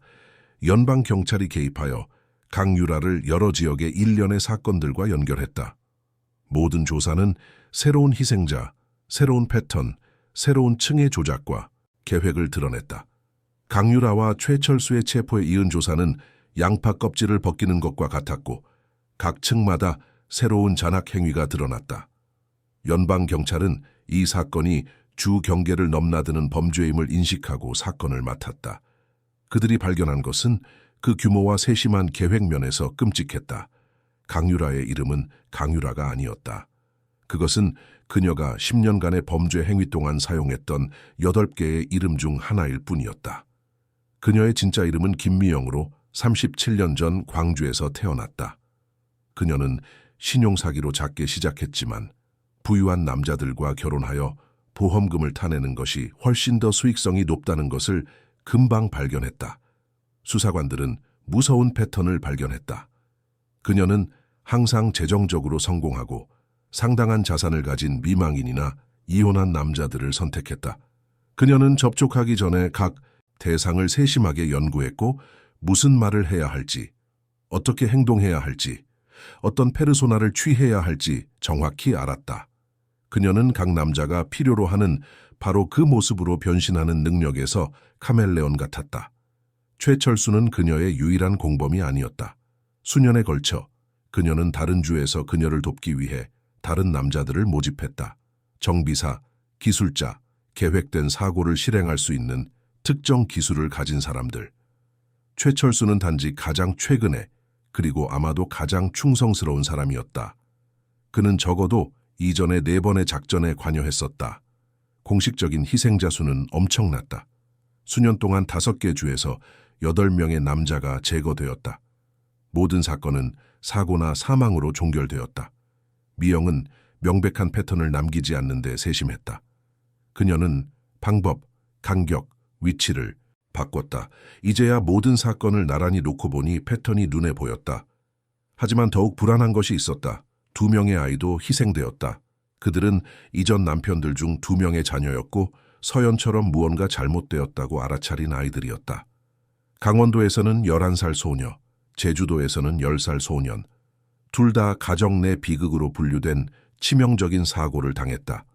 이제 새로운 정보로 미영이 그들이 자신의 계획에 위협이 되었을 때 제거했다는 것이 분명해졌다. 서연은 아버지와 수사관들 사이의 대화를 통해 이 사실을 알게 되었다. 그 폭로는 그녀에게 배에 주먹을 맞은 것 같은 충격을 주었다. 그것은 그녀일 수도 있었다. 만약 지훈 삼촌, 해숙 할머니의 끈기, 포기하지 않으려는 그녀 자신의 결심이 없었다면 그녀는 단지 또 다른 통계, 너무 많이 물어본 호기심 많은 아이가 될 수도 있었다. 미영이 축적한 돈의 액수는 인상적이었다. 수년에 걸쳐 150억 원 이상의 보험금, 그리고 다음 신원으로 사라지기 전에 자신에게 이전하는 데 성공한 상속 재산과 자산. 그녀는 다른 이름으로 된 은행 계좌, 여러 주에 걸친 부동산, 조심스럽게 숨겨진 투자들을 가지고 있었다. 박민주는 황폐해졌다. 개인적인 배신뿐만 아니라 그가 거의 허용할 뻔했던 일의 규모 때문이었다. 자신이 긴 희생자 명단에 또 다른 목표물에 불과했다는 것을 아는 것은 굴욕적이었다. 하지만 더 나쁜 것은 그의 9살 난 딸이 그가 완전히 눈이 멀었을 때 위험을 보았다는 것을 깨닫는 것이었다. 그는 그때부터 서연이 필요로 하는 아버지가 되는데 헌신했다. 출장을 취소하고 회사의 책임을 위임했으며 집에서 더 많은 시간을 보냈다. 감정적인 상처가 치유되는 데는 시간이 걸리겠지만 그와 서연 모두 함께 치유하기로 약속했다. 해숙 할머니는 나이와 아직 회복 중인 팔에도 불구하고 힘의 기둥이 되었다.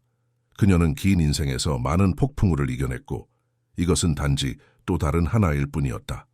그녀는 새로운 헌신으로 서연을 돌보았고 소녀가 겪은 트라우마를 처리하기 위해 적절한 심리적 지원을 받도록 했다. 서연은 트라우마 전문 아동 심리학자와 상담을 시작했다. 세션은 어려웠고 끊임없이 두려움의 순간들을 되살렸지만 압도적인 감정들을 다루는 도구도 배웠다.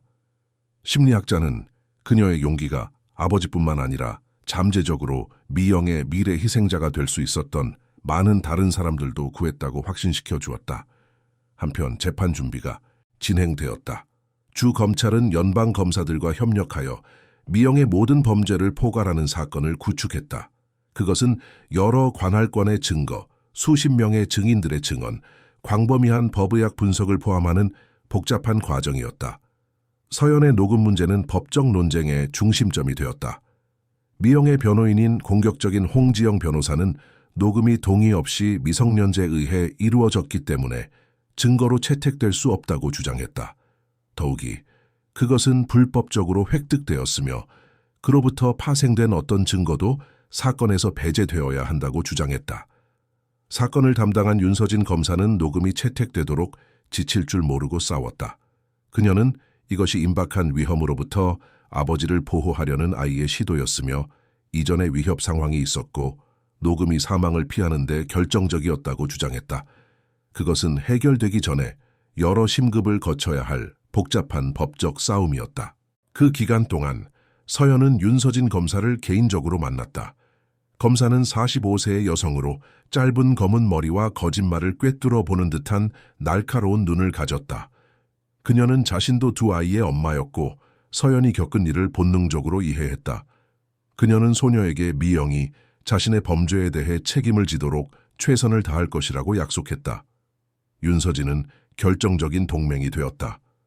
그녀는 서연을 단지 증인으로 보지 않고 목소리를 낼 자격이 있는 생존자로 보았다. 그녀는 가능한 증언을 위해 소녀를 준비시키는데 몇 시간을 보냈고 아이가 이해할 수 있는 방식으로 사법 절차를 설명했으며 서연이 안전하고 보호받는다고 느끼도록 했다. 사건이 준비되는 동안 몇 달이 지났다. 미영은 극심한 도주 위험으로 간주되어 보석 없이 구금되어 있었다. 최철수는 감형을 대가로 그녀에 대해 증언하기로 합의하며 유죄 인정 협상을 했다. 그의 상세한 자백은 결정적인 공백을 메웠고 범죄의 방법, 계획, 실행에 대한 정보를 제공했다. 언론은 열광했다. 신문들이 그녀를 부르기 시작한 검은 과부 사건은 전국적인 헤드라인을 장식했다. 기자들은 평창동 저택을 둘러쌌고 사건과 관련된 누구와도 인터뷰하려고 했다. 박민주는 사생활 침해로부터 가족을 보호하기 위해 사설 경호원을 고용했다. 서연은 신문과 텔레비전 프로그램에서 자신의 얼굴을 보았다. 그들은 그녀를 영웅, 살인자를 폭로한 용감한 소녀라고 불렀다. 하지만 그녀는 영웅처럼 느껴지지 않았다. 그녀는 단지 매우 두려워했고 생존을 위해 싸운 아이처럼 느껴졌다. 언론의 관심은 압도적이고 치매적이며 무서웠다. 학교는 어려워졌다. 동급생들은 그녀를 다르게 보았고 선생님들은 그녀를 지나치게 조심스럽게 대했다. 어떤 아이들은 그렇게 특별한 일을 겪은 사람 근처에서 어떻게 행동해야 할지 몰라 그녀를 피했다. 다른 아이들은 병적인 세부 사항에 대해 치매적인 질문을 했다. 서연은 그 어느 때보다 고립감을 느꼈다. 어쩌면 새로운 시작이 필요할지도 모른다고 제안한 것은 해숙 할머니였다. 도시를 바꾸는 것이 아니라 아마도 학교를 바꿔 서연이 다시 그냥 아이가 될 수 있는 환경을 찾는 것. 박민주는 동의했고 그들은 서연을 더 작고 친밀한 사립학교로 전학시켰고 그곳의 교장 선생님은 그녀의 사생활을 보호하기로 약속했다. 재판은 미영이 체포된 지 6개월 후 11월의 추운 아침에 시작되었다.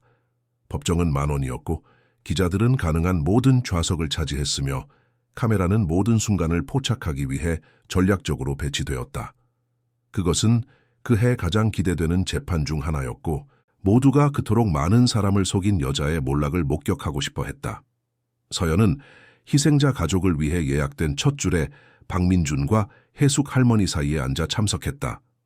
그녀는 할머니가 골라준 남색 드레스를 입고 있었는데 법정에 어울리는 수수하고 적절한 것이었다. 그녀의 손은 약간 땀이 났고 그녀는 가슴에 곰 인형을 꼭 껴안았다. 녹음기가 든 곰 인형은 아니었고 그것은 증거로 보관되어 있었다. 그것은 그녀에게 위안을 주는 비슷한 다른 것이었다. 미영이 법정으로 들어왔을 때 침묵은 절대적이었다. 그녀는 박민준을 유혹했던 화려한 여자와는 전혀 닮지 않았다. 그녀는 죄수복을 입고 있었고 금발머리는 간단한 포니테일로 묶여 있었으며 화장도 하지 않았다. 하지만 그녀의 눈에는 아직 패배하지 않았음을 보여주는 도전의 불꽃이 있었다. 미영의 눈은 잠시 서연의 눈과 마주쳤다. 거기에는 알아봄이 있었고 끈적한 존경심이나 순수한 증오일 수도 있는 무언가가 있었다. 서연은 시선을 피하지 않고 버텼다. 그녀는 몇 달 동안 그림자 속에서 이 여자와 맞섰다. 이제 법정의 빛 속에서 두려움을 보이지 않을 것이었다. 이정현 판사는 엄격하지만 공정하다는 평판을 가진 60세의 남성이었다. 그는 재판이 10년간의 범죄 활동과 관련된 여러 혐의를 다룰 것이라고 설명하며 개정했다. 혐의 목록은 광범위했다.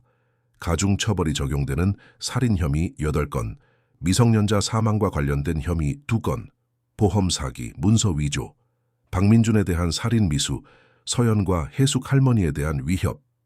윤서진 검사는 외과 수술 같은 정확성으로 기소 내용을 발표했다. 그녀는 포식자적 행동의 명확한 패턴을 설명했다. 미영이 체계적으로 취약한 대상, 즉 상당한 자원을 가진 외로운 남자들을 어떻게 식별했는지 보여주었다. 그녀가 각 희생자를 어떻게 연구하여 각 남자에게 어필할 특정 페르소나를 만들었는지 설명했다. 가짜 신원, 위조된 문서, 다른 이름으로 된 은행 계좌의 증거를 제시했다. 검사는 이전 희생자들의 가족들을 증인으로 불렀다. 강원도 희생자 중 한 명의 여동생은 오빠의 차 사고가 정말 사고가 아니었다는 것을 항상 알고 있었다고 했다. 부산 희생자의 성인 아들은 보트의 의심스러운 고장 상황에 의문을 제기했었다고 했다. 그들의 이야기는 박민준의 이야기와 고통스러울 정도로 비슷했다. 성공한 남자들, 빠른 결혼, 생명보험의 갑작스러운 증액, 그리고 편리한 비극.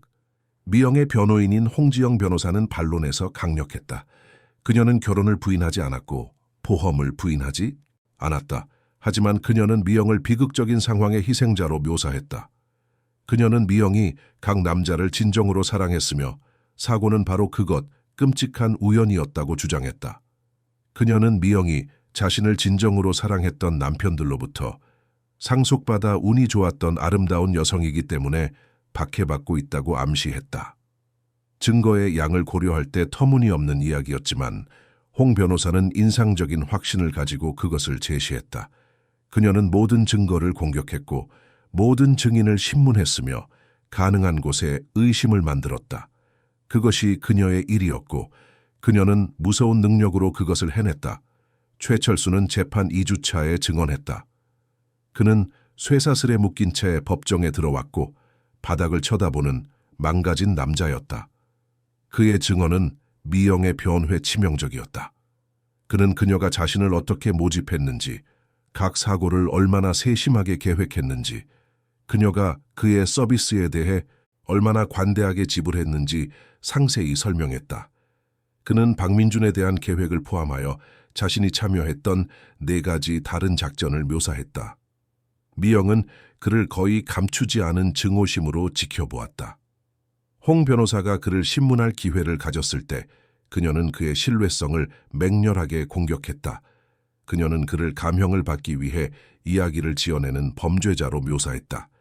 최철수는 굳건히 버텼고 자신이 진실을 말하고 있으며 저지른 행동의 무게를 짊어지는 데 지쳤다고 반복했다.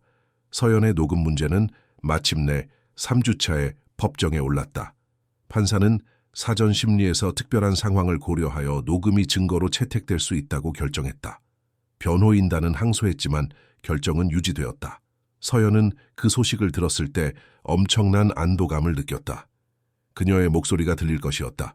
녹음이 법정에서 재생되었을 때 침묵은 절대적이었다. 미영의 목소리가 법정을 가득 채웠고 차갑고 계산적이었으며 최철수와 벤츠의 브레이크를 사보타주하는 정확한 세부사항에 대해 논의했다.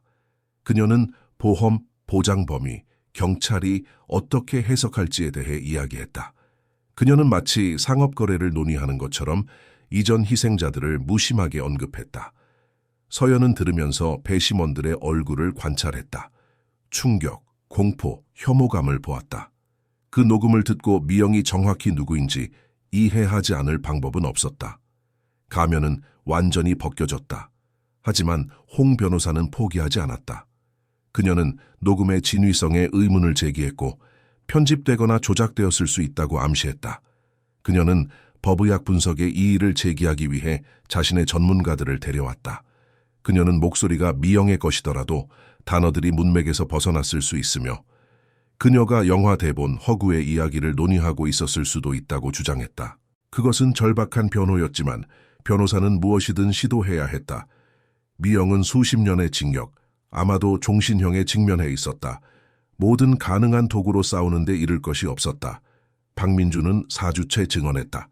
서연에게는 아버지가 증인석에 서서 배신의 고통을 되새기는 것을 보는 것이 힘들었다. 그는 미영을 어떻게 만났는지, 번개 같은 구애, 그녀가 어떻게 그의 삶에 스며들었는지에 대해 이야기했다. 그는 보험을 증액하라는 끊임없는 압박, 엄청난 지출, 그의 재정에 대한 침해적인 질문들을 묘사했다. 홍 변호사가 그를 신문했을 때 그녀는 잔인했다. 그녀는 그가 속은 것에 대해 부끄러워하고 있으며 자신의 평판을 구하기 위해 음모를 꾸며내고 있다고 암시했다. 그녀는 아마도 그 자신이 미영에 대해 무언가를 계획했고 자신의 의도를 그녀에게 투사하고 있다고 넌지시 말했다. 박민주는 침착함을 유지하며 모든 비난에 사실로 답했지만 서연은 그 말들이 그를 얼마나 아프게 하는지 보았다. 해숙 할머니도 증언했고 처음부터 가졌던 의심스러운 사고들에 대해 이야기했다. 변호인단은 그녀를 기억력이 희미한 노부인으로 신뢰를 떨어뜨리려 했지만 해숙은 언제나처럼 날카로웠고 어떤 암시도 단호한 대답 없이 넘어가지 않았다. 서연이 5주차에 증언할 것이라고 발표되었다. 윤서진 검사는 그녀를 광범위하게 준비시켰고 실제적인 질문을 하고 변호인단이 물을 수 있는 것에 대비시켰다. 그녀는 홍 변호사가 그녀를 혼란스럽고 암시에 잘 넘어가고 어쩌면 거짓말쟁이처럼 보이게 하려고 할 것이라고 설명했다. 서연은 강하고 명확하고 일관성 있어야 했다. 증언 전날 밤 서연은 잠을 이룰 수 없었다. 침대에 누워 자신이 무엇을 말할지 어떻게 대답할지 마음속으로 연습했다. 그녀는 겨우 9살이었지만 나라에서 가장 주목받는 재판 중 하나에서 신문을 받을 예정이었다. 그것은 끔찍했다. 박민주는 늦은 밤 그녀의 방에 들어와 그녀가 깨어있는 것을 발견했다. 그는 침대 가장자리에 앉아 그녀의 손을 잡았다. 그는 그녀가 원하지 않으면 이 일을 할 필요가 없다고, 그들이 이미 충분한 증거를 제공했다고 말했다. 하지만 서연은 해야 한다는 것을 알았다. 그녀는 미영의 눈을 똑바로 보고 진실을 말해야 했다. 그 기회를 갖지 못했던 다른 아이들을 위해 말해야 했다. 다음 날 아침 서연은 심장이 너무 세게 뛰어 모두가 들을 수 있을 것이라고 확신하며 법정에 들어섰다. 그녀는 해숙 할머니가 골라준 단순한 흰색 드레스를 입고 있었고 머리는 2갈래로 따았다. 그녀는 9살보다 더 어려 보였고 거대한 법정에서 작고 연약해 보였다. 증인석으로 불려갔을 때 그녀의 다리는 약간 떨렸다. 계단을 올라가 그녀에게 너무 커 보이는 의자에 앉았다. 이정현 판사는 부드럽게 미소 지으며 그녀가 편안한지 물이 필요한지 물었다. 서연은 감사했지만 괜찮다고 말했고 그녀의 목소리는 예상보다 더 단단했다. 윤서진 검사는 간단한 질문으로 시작하여 서연이 누구인지, 박민준과의 관계, 미영이 그들의 삶에 얼마나 오래 있었는지 등을 확인했다. 서연은 검사를 바라보며 명확하게 대답했고 미영이 앉아있는 곳을 쳐다보는 것을 피했다. 아직 그 차가운 눈을 마주할 준비가 되지 않았다. 점차적으로 질문은 더 구체적이 되었다. 윤 검사는 서연에게 언제부터 미영을 의심하기 시작했는지, 무엇을 알아차렸는지, 어떻게 느꼈는지 설명해달라고 요청했다. 서연은 우연히 엿들은 전화통화, 미영이 서류를 촬영한 방식, 생명보험에 대한 집착에 대해 이야기했다. 그녀의 목소리는 차분하고 사실적이었으며 단지 자신이 겪은 일을 보고하고 있었다. 윤 검사가 사고에 대해 물었을 때 서연의 목소리는 처음으로 흔들렸다. 자전거 브레이크가 고장났던 순간 멈출 수 없었던 공포, 넘어졌을 때의 고통을 묘사했다. 계단 바닥에서 해숙 할머니를 발견한 것, 이상한 각도로 꺾인 팔, 할머니의 고통스러운 신음소리에 대해 이야기했다. 그것들은 여전히 악몽 속에서 그녀를 괴롭히는 기억들이었다. 윤 검사는 부드러우면서도 끈질겼다. 그녀는 미영이 했던 위협, 정신병원에 대한 암시, 서연이 어떻게 느꼈는지에 대해 물었다. 소녀는 매우 두려웠고 외롭고 무력하게 느꼈다고 인정했다. 하지만 그녀는 또한 아빠를 지키려는 결심에 대해 불가능해 보일 때조차 포기하지 않으려고 했던 것에 대해 이야기했다. 검사는 그때 다시 녹음을 재생하며 서연에게 곰 인형을 놓은 것이 자신인지 목소리가 미영의 것인지 확인해달라고 요청했다. 서연은 모든 것을 확인하며 지훈 삼촌이 어떻게 장치를 만들었는지, 그녀가 어떻게 범죄를 입증하는 대화를 포착하기 위해 노력했는지 설명했다. 윤 검사가 끝났을 때 그녀는 서연에게 격려의 미소를 보냈다. 어려운 부분은 이제부터였다. 변호인단의 신문 시간이었다. 홍지영 변호사는 심각하지만 적대적이지 않은 표정으로 일어섰다. 그녀는 9살 아이를 너무 공격적으로 공격하면 배심원들을 소외시킬 수 있다는 것을 알았다. 그녀는 서연의 증언을 해체하는 데 미묘해야 했다. 그녀는 서연의 나이, 상상력, 이야기를 지어내는 것을 좋아하는지에 대한 질문으로 시작했다. 서연은 책, 읽는 것을 좋아하고 때때로 자신을 위해 이야기를 지어낸다고 솔직하게 대답했다. 변호사는 이것을 붙잡고 서연이 새엄마를 받아들이기 어려워서 미영에 대한 이야기를 만들어냈을 수도 있다고 부드럽게 암시했다. 서연은 단호하게 고개를 저었다. 상상력이 아니라고 설명했다. 그것은 그녀가 보고 들은 실제 일들이었다. 홍 변호사는 그때 서연이 순진한 대화를 오해했을 수도 있고 아빠를 잃을지도 모른다는 두려움이 그녀의 인식을 왜곡했을 수도 있지 않냐고 물었다. 소녀는 굳건히 버티며 자신이 들은 것을 안다고 주장했다. 변호사는 전술을 바꿨다. 그녀는 지훈 삼촌에 대해 그가 어떻게 녹음기 사용을 제안했는지 물었다. 그녀는 아마도 지훈이 서연에게 영향을 미치고 그녀의 머릿속에 아이디어를 심었을 수도 있다고 암시했다. 서연은 자신이 먼저 의심했고 지훈은 단지 증거를 얻는 데 도움을 주었을 뿐이라고 차분하게 설명했다. 홍 변호사는 그때 사고로 넘어갔다. 그녀는 자전거가 자연적인 마모를 겪었을 수도 있고 깔개가 우연히 누군가에 의해 삐뚤어졌을 수도 있다고 암시했다. 미영이 관여했다는 증거는 없고 단지 겁에 질린 아이의 추측뿐이었다. 서연은 미영이 브레이크를 자르거나 깔개를 삐뚤게 하는 것을 보지는 못했지만 시기가 너무 의심스러워서 우연이라고 보기에는 어렵다고 주장했다. 신문은 거의 2시간 동안 계속되었다. 홍 변호사는 무자비했지만 전문적이었고 아이를 위협하는 것처럼 보이지 않으면서 의심을 만들려고 노력했다. 서연은 자신의 대답에 일관성을 유지했고 혼란스러워하거나 모순되지 않았다. 마침내 풀려났을 때 그녀는 지쳤지만 잘 해냈다는 것을 알았다. 박민주는 그녀가 자리로 돌아왔을 때 그녀를 껴안으며 자랑스럽다고 속삭였다. 해숙 할머니는 눈물을 글썽이며 그녀의 손을 꼭 잡았다. 서연은 용기와 위엄으로 인생에서 가장 힘든 순간 중 하나를 이겨냈다. 하지만 재판은 끝나려면 멀었다. 변호인단은 아직 자신들의 증인들을 부를 차례였다. 그들은 미영을 인생의 다른 단계에서 알았던 사람들을 데려왔고 모두 그녀를 친절하고 사랑스러운 여자로 묘사했다. 오랜 친구 한 명은 미영이 각 남편을 잃었을 때 황폐해졌고 진정으로 고통받았다고 증언했다. 변호인단의 전문가들은 법의학 분석에 이의를 제기하며 증거가 정황적이라고 암시했다. 그들은 인식된 패턴이 편향된 소급 분석의 산물일 수 있으며 미영이 어떤 치명적인 상황도 일으켰다는 결정적인 증거는 없다고 주장했다. 기술적으로는 모든 것이 정말로 사고였을 가능성이 있었다. 변호인단의 전략은 다음 몇 주 동안 명확해졌다. 그들은 기본적인 사실을 부인할 수는 없었지만 해석에 대한 합리적인 의심을 만들 수 있었다. 그들은 미영이 비극적인 다중사고를 겪은 불운한 여성이며 계산적인 포식자가 아니라고 암시할 수 있었다. 만약 그들이 한두 명의 배심원이라도 설득할 수 있다면 유죄 판결을 피하거나 적어도 혐의를 줄일 수 있었다. 미영은 마침내 6주째 자신의 변호를 위해 증언했다. 그것은 위험한 결정이었지만 홍 변호사는 분명히 그녀를 인간적으로 만들고 배심원들이 그녀를 괴물이 아닌 사람으로 보게 해야 한다고 느꼈다.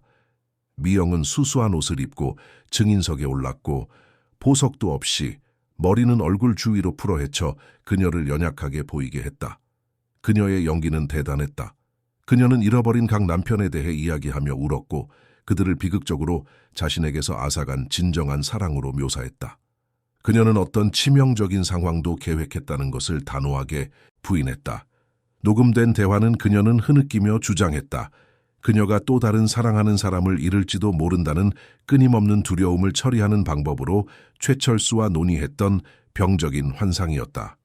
그것은 왜곡된 언어 치료였지 범죄 계획이 아니었다. 서연에 관해서 미영은 자신이 완벽한 의부서머니가 아니었을 수도 있다고 인정했다. 기존 가족에 들어가는 것은 어려웠고 특히 생모의 기억이 그렇게 강한 곳에서는 더욱 그랬다. 그녀는 실수를 저질렀고 때로는 멀게 느껴지거나 차갑게 보였을 수도 있지만 결코 소녀를 위협하거나 사고를 일으키지 않았다. 그녀는 자신을 부적절한 대체자로 보는 트라우마를 겪은 아이에게 고발당하고 있었다. 그것은 일부 배심원들에게 눈에 띄는 망설임을 만들 만큼 설득력이 있었다. 서연은 이전에 절대적인 확신을 보였던 얼굴들이 이제 덜 확신에 찬 것처럼 보이는 것을 보았다. 미영은 수년 동안 해왔던 바로 그 일을 하고 있었다. 인식을 조작하고 자신의 목적에 부합하는 서사를 만들고 있었다. 윤서진 검사가 그녀를 신문할 기회를 가졌을 때 그녀는 친절함에 시간을 낭비하지 않았다. 그녀는 미영의 모든 주장을 체계적으로 공격했다. 여러 신원을 어떻게 설명하는가? 미영은 고통스러운 기억에서 벗어나 새로 시작하기 위해 여러 번 이름을 바꿨다고 주장했다. 왜 사고 전에 항상 보험이 증액되었는가? 우연이라고 그녀는 주장했다. 현명한 재정적 조언이었다고. 윤 검사는 은행 이체 증거를 제시하며 미영이 각 치명적인 상황 이후 체계적으로 계좌를 비웠다는 것을 보여주었다. 미영은 단지 사망한 남편들의 재정을 정리하고 법적 책임에 따라 재산을 관리하고 있었다고 설명했다.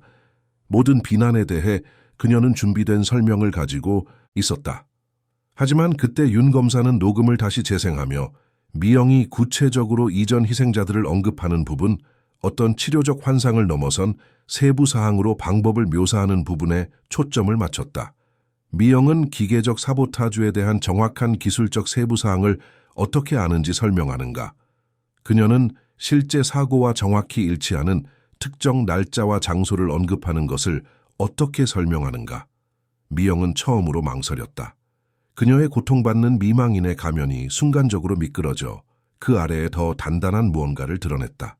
그녀는 아마도 신문에서 그 사건들에 대해 읽었을 것이고 세부 사항이 그녀의 잠재의식에 남아 있었을 수도 있다고 중얼거렸다. 그것은 약한 설명이었고 법정의 모든 사람이 그것을 알았다. 윤 검사는 더 압박했다. 그녀는 아이들에 대해 강원도의 11살 소녀와 제주도의 10살 소년에 대해 물었다. 미영은 검사가 무슨 말을 하는지 모른다고 주장했다. 윤 검사는 그때 미영을 가족들과 연결하는 증거를 제시하며 두 아이가 치명적인 사고를 당했을 때 그녀가 그곳에 있었다는 것을 보여주었다. 두 아이는 서연과 비슷한 의심을 보였다. 그들은 어른들에게 질문했고 의붓어머니의 이상한 행동에 대해 경고하려고 했다. 그리고 그때 그들은 사고를 당했다. 우연이라고 미영은 떨리는 목소리로 주장했다. 끔찍한 비극이었지만 그녀의 책임은 아니었다고. 윤서진 검사는 미영을 똑바로 쳐다보며 물었다. 패턴이 되기 전까지 몇 번의 우연이 필요합니까? 법정은 절대적인 침묵에 휩싸였다. 미영은 대답하지 않고 단지 자신의 손을 내려다보았다. 신문은 2시간 더 계속되었다. 미영이 회피하거나 새로운 설명을 만들려고 할 때마다 윤 검사는 그녀를 구체적인 사실로 맞섰다. 결정적인 날짜의 그녀와 최철수 사이의 통화 기록, 사고가 발생했을 때 그녀를 특정 위치에 두는 여행 기록, 각 치명적인 상황 이후 항상 비슷한 패턴을 따르는 은행 이체. 미영이 마침내 증인석에서 풀려났을 때 그녀는 지치고 흔들려 보였다. 연약한 미망인의 영혼은 증거의 무게 아래 무너졌다. 배심원들은 외관의 균열을 보았다. 최종 변론은 7주째 열렸다. 홍 변호사는 고객을 구하기 위해 마지막 용감한 노력을 했다. 그녀는 많은 증거가 정황적이며 인식된 패턴이 편향된 소급 분석의 산물일 수 있다고 주장했다. 그녀는 배심원들에게 미영이 합리적인 의심을 넘어 유죄가 입증될 때까지 무죄이며 합리적인 의심이 존재한다고 고려해달라고 요청했다. 그녀는 미영을 잔인한 운명의 여러 파트너를 잃은 사랑에 불행했던 여자로 묘사했다. 그녀는 사회가 여성이 합법적인 상속을 통해 재정적으로 성공하는 것을 받아들이기 어려워하며 성차별이 작용하고 있다고 암시했다. 그것은 절박한 주장이었지만 열정적으로 제시되었다. 윤서진 검사는 파괴적인 변론으로 응수했다. 그녀는 이론이나 추측에 의존할 필요가 없었다. 그녀는 구체적인 증거를 가지고 있었다. 상세한 녹음, 최철수의 증언, 여러 관할권에 걸친 반박할 수 없는 패턴, 재정 서류. 더 중요한 것은 제거된 8명의 남자, 성장할 기회를 갖지 못했던 2명의 아이, 그리고 아버지를 지키기 위해 모든 것을 걸었던 9살의 용감한 소녀를 위해 이루어져야 할 정의가 있었다. 그녀는 배심원들에게 그들이 단지 박민준에 대한 범죄를 재판하는 것이 아니라고 상기시켰다. 그들은 스스로 말할 수 없었던 모든 이전 희생자들에게 목소리를 주고 있었다. 그들은 범인이 얼마나 매력적이거나 설득력이 있든 상관없이 체계적인 조작과 계획적인 제거는 용납되지 않을 것이라는 메시지를 보내고 있었다. 배심원단은 3일 동안 수기했다. 관련된 모든 사람에게 고통스러운 날들이었다. 서연은 아무것도 집중할 수 없었고 단지 기다렸다. 박민주는 일하거나 쉴 수 없는 유령처럼 집안을 서성였다. 해숙 할머니는 조용히 기도했고 그녀의 묵주알은 숙련된 손가락 사이에서 항상 움직였다. 배심원단이 마침내 평결을 가지고 돌아왔을 때 법정은 완전히 만원이었다. 전국의 기자들이 참석했고 카메라는 역사적인 순간을 포착하기 위해 배치되었다. 서연은 아버지와 할머니 사이에 앉아 곰 인형을 힘껏 껴안았다. 배심원 대표가 일어섰고 심각한 표정의 중년 남성이었다. 그는 평결을 읽기 시작했고 한 혐의씩. 첫 번째 사건에서 가중살인, 유죄, 두 번째에서 유죄, 세 번째에서 유죄. 목록은 계속되었고 평결마다 각각 유죄였다. 제거된 아이들과 관련된 혐의에 이르렀을 때 서연은 눈물이 얼굴을 타고 흐르는 것을 느꼈다. 유죄, 유죄. 마침내 아무도 제때 보호해주지 못했던 그 아이들을 위한 정의. 미영은 평결이 읽히는 동안 꼼짝 않고 서 있었다. 그녀의 얼굴은 돌가면이었고 눈에 띄는 감정이 없었다. 배심원 대표가 끝나고 그녀를 모든 혐의에 대해 유죄라고 선언했을 때야 그녀는 마침내 고개를 떨구고 손으로 얼굴을 가렸다. 이정현 판사는 2주 후에 선고를 정했다. 법정은 통제된 소란 속에서 해산되었다. 기자들은 평결을 보도하기 위해 달려갔고 희생자 가족들은 안도와 슬픔 속에서 울었으며 변호사들은 서류를 챙겼다. 서연은 마치 어깨에서 엄청난 무게가 벗겨진 것 같았다. 정확히 기쁨은 아니었다. 왜냐하면 여전히 많은 사람들이 잃어버렸고 많은 가족들이 여전히 파괴되었기 때문이다. 하지만 그것은 안도였다. 그것은 그녀가 옳은 일을 했고 그녀의 목소리가 들렸다는 확인이었다. 선고 전 2주 동안 언론은 분석과 논평으로 열광했다. 법률 전문가들은 사건을 논의했고 심리학자들은 미영의 마음을 이해하려고 했으며 사회학자들은 포식자적 행동 패턴에 대해 이야기했다. 이 사건은 문화적 현상이 되었고 정의, 조작, 취약자 보호에 대한 논쟁을 불러일으켰다. 서연은 다큐멘터리를 만들고 싶어하는 제작자들, 그녀의 이야기를 쓰고 싶어하는 작가들, 심지어 이 사건을 영화로 각색하는 데 관심이 있는 할리우드 감독들로부터 접근을 받았다. 박민주는 그녀를 대신해 모든 것을 거절했다. 서연은 아이였고 끊임없는 스포트라이트가 아니라 치유를 위한 사생활이 필요했다. 하지만 서연이 동의한 한 가지가 있었다. 그녀는 존경받는 뉴스 프로그램과 인터뷰를 했고 병적인 세부 사항에 대해 이야기하는 것이 아니라 비슷한 상황에 처할 수 있는 다른 아이들을 격려하기 위해서였다. 카메라를 똑바로 쳐다보며 그녀는 만약 무언가 잘못된 것 같고 두려움을 느낀다면 자신의 직감을 믿고 신뢰할 수 있는 어른을 찾아야 한다고 말했다. 그들의 목소리가 중요하고 그들이 변화를 만들 수 있다고. 그 메시지는 반향을 일으켰다. 아동보호센터들은 다음 몇 주 동안 신고 건수가 증가했다고 보고했다. 학대나 위험한 상황에 대해 침묵했던 아이들이 말할 용기를 찾았다. 서연은 의도치 않게 아동권익 신장의 상징이 되었다. 선고일이 왔다. 법정은 다시 만원이었다. 미영은 쇠사슬에 묶인 채 들어왔고 같은 죄수복을 입고 있었다. 그녀는 몇 주 만에 몇 년은 늙어 보였고 얼굴은 창백하고 눈은 텅 비어 있었다. 이정현 판사는 선고를 내리면서 엄숙했다. 그는 범죄의 심각성, 드러난 계획성, 파괴된 삶에 대해 이야기했다. 그는 특히 아이들을 언급했는데 제거된 아이들과 비범한 용기만으로 살아남은 서연 모두. 선고는 처음 30년 동안 가석방 가능성이 없는 65년 징역이었다. 미영은 37세였다. 완벽한 행동을 하더라도 그녀는 가석방을 고려할 수 있을 때 거의 70세의 여성이 될 것이었다. 더 가능성 있게는 그녀는 남은 생을 감옥에서 보낼 것이었다. 협력했던 최철수는 25년 후 가석방 가능성이 있는 50년형을 선고받았다. 그것은 무거운 형량이었지만 당국과의 협조를 반영했다.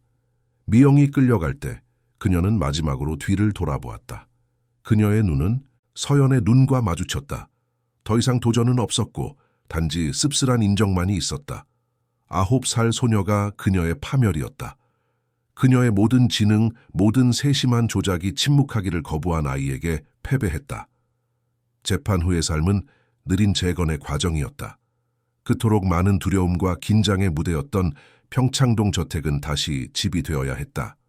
박민주는 미영이 만졌던 공간을 완전히 리모델링하기 위해 디자이너를 고용했고 그녀의 존재의 마지막 흔적을 지웠다. 재장식된 모든 방은 작은 승리 같았고 가족을 위해 공간을 되찾는 것이었다. 서연은 점차 정상적인 아이의 일상으로 돌아갔다. 새 학교는 그녀가 마침내 선정적인 범죄 사건의 생존자가 아니라 그냥 학생일 수 있는 따뜻한 환경이었다.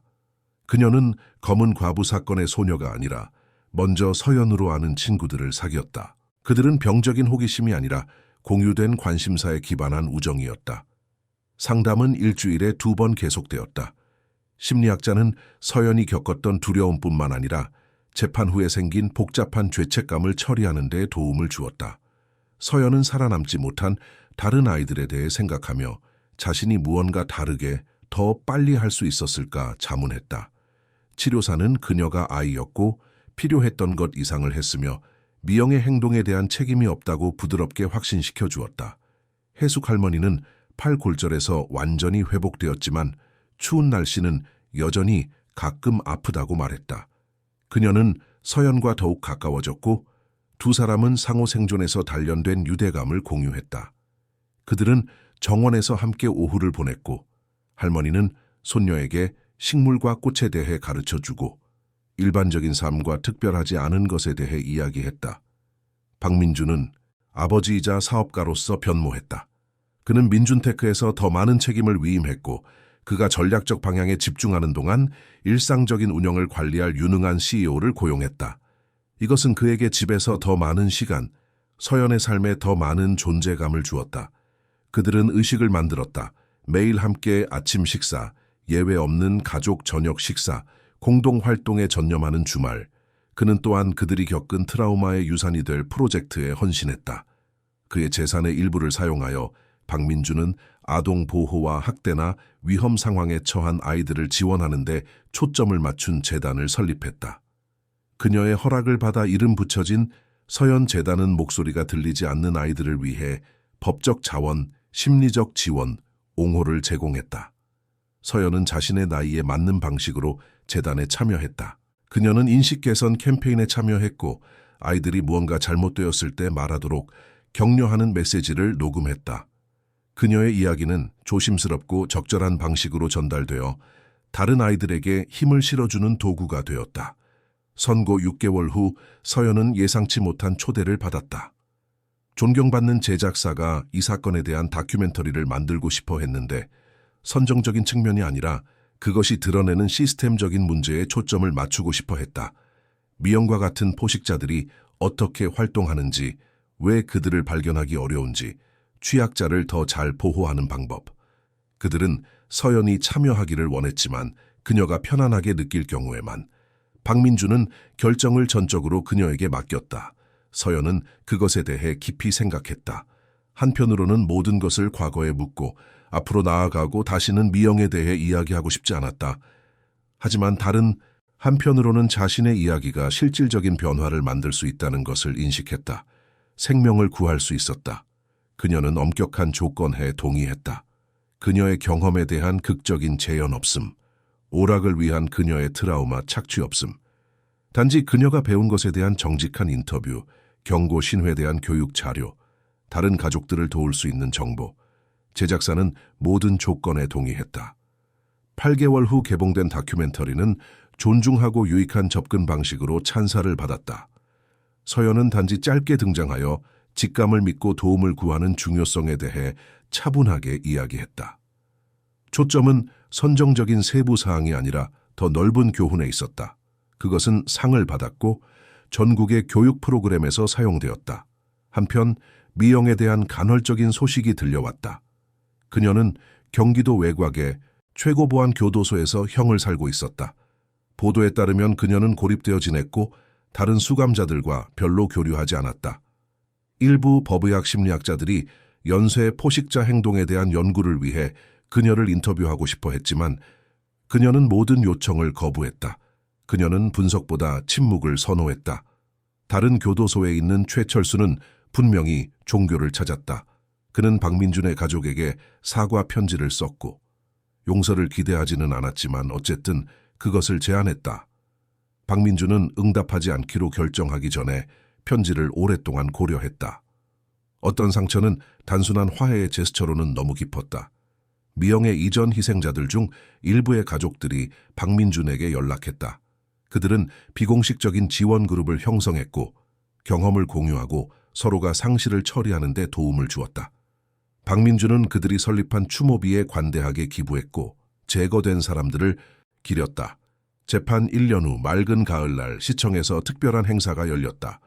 서연은 시민 용기 훈장을 받았고 정의와 공공안전에 대한 그녀의 기여를 공식적으로 인정받았다.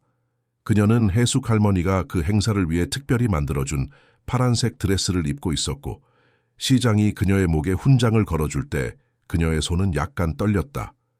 그녀의 짧은 감사 연설에서 서연은 영웅주의나 용기에 대해 이야기하지 않았다. 그녀는 두려움에 대해 작고 무력하게 느꼈지만 어쨌든 행동하기로 선택한 것에 대해 이야기했다. 그녀는 아이들의 말을 들어주는 어른들의 중요성, 그들의 걱정을 진지하게 받아들이는 것에 대해 이야기했다. 그녀는 지훈 삼촌, 해숙 할머니, 윤서진 검사, 그녀를 무시하기 쉬웠을 때 그녀를 믿어준 모든 어른들에 대해 이야기했다. 청중은 그녀에게 기립, 박수를 보냈다. 참석자들 중에는 여러 학교의 아이들이 있었고 젊은이들이 변화를 만들 수 있다는 것을 목격하기 위해 데려왔다. 서연은 그들의 눈에서 희망을 보았고 자신의 이야기가 새로운 세대가 용감해지도록 영감을 주고 있다는 것을 보았다. 그날 밤 집에서 가족은 조용히 축하했다. 그것은 비극이나 폭력의 축하가 아니라 생존과 회복력의 축하였다. 해숙 할머니는 특별한 저녁 식사, 모두가 가장 좋아하는 요리를 준비했다. 그들은 큰 식당 테이블에서 함께 식사하며 이야기하고 웃으며 오래된 기억을 대체할 새로운 기억을 만들었다. 지훈도 저녁 식사에 왔고 서연에게 선물을 가져왔다. 개선된 버전의 곰 인형 녹음기, 이제는 전자장치 없는 그냥 장난감. 그것은 변화의 상징이었고 생존의 도구가 어떻게 단순히 위안의 대상이 될 수 있는지를 보여주었다. 서연은 그를 껴안으며 그가 했던 모든 것, 그녀를 진정으로 믿어준 첫 번째 어른이었던 것에 대해 삼촌에게 감사했다. 나중에 모두가 잠든 후 서연은 자신의 방에서 깨어 달빛에 비친 정원을 창문 밖으로 내다보았다. 그녀는 자신이 걸어온 여정, 겁에 질렸던 소녀와 자신이 되어가고 있는 사람에 대해 생각했다. 상처는 감정적으로나 심리적으로나 남아있겠지만 그것이 그녀를 정의하지는 않을 것이었다. 그녀는 생존자였지만 딸, 손녀, 학생, 친구이기도 했다. 그녀는 책 읽기를 좋아하고 피아노를 배우고 있으며 수학에 재능이 있는 소녀였다. 그녀는 다차원적이고 완전했으며 미영과의 경험 이상이었다. 서연은 그날 밤 오랜만에 악몽 없이 잠들었다. 그녀는 미래, 가능성, 약속으로 가득 찬 앞으로 펼쳐진 삶에 대해 꿈꿨다. 2년이 지났다. 모든 것을 바꾼 재판 이후 서연은 이제 11살이었고 키가 더 크고 더 성숙했지만 여전히 그녀의 성격을 특징 짓는 그 관찰력 있는 눈빛을 가지고 있었다. 봄날의 토요일 오후였고 평창동 저택은 몇 년 만에 처음으로 생기와 웃음으로 가득했다. 서연재단은 정원에서 행사로 2주년을 축하하고 있었다. 조직의 도움을 받은 수십 명의 아이들과 가족들이 자원봉사자, 기부자, 후원자들과 함께 참석했다. 화려한 텐트들은 활동을 제공했고 라이브 음악이 있었으며 테이블에는 음식이 가득했다.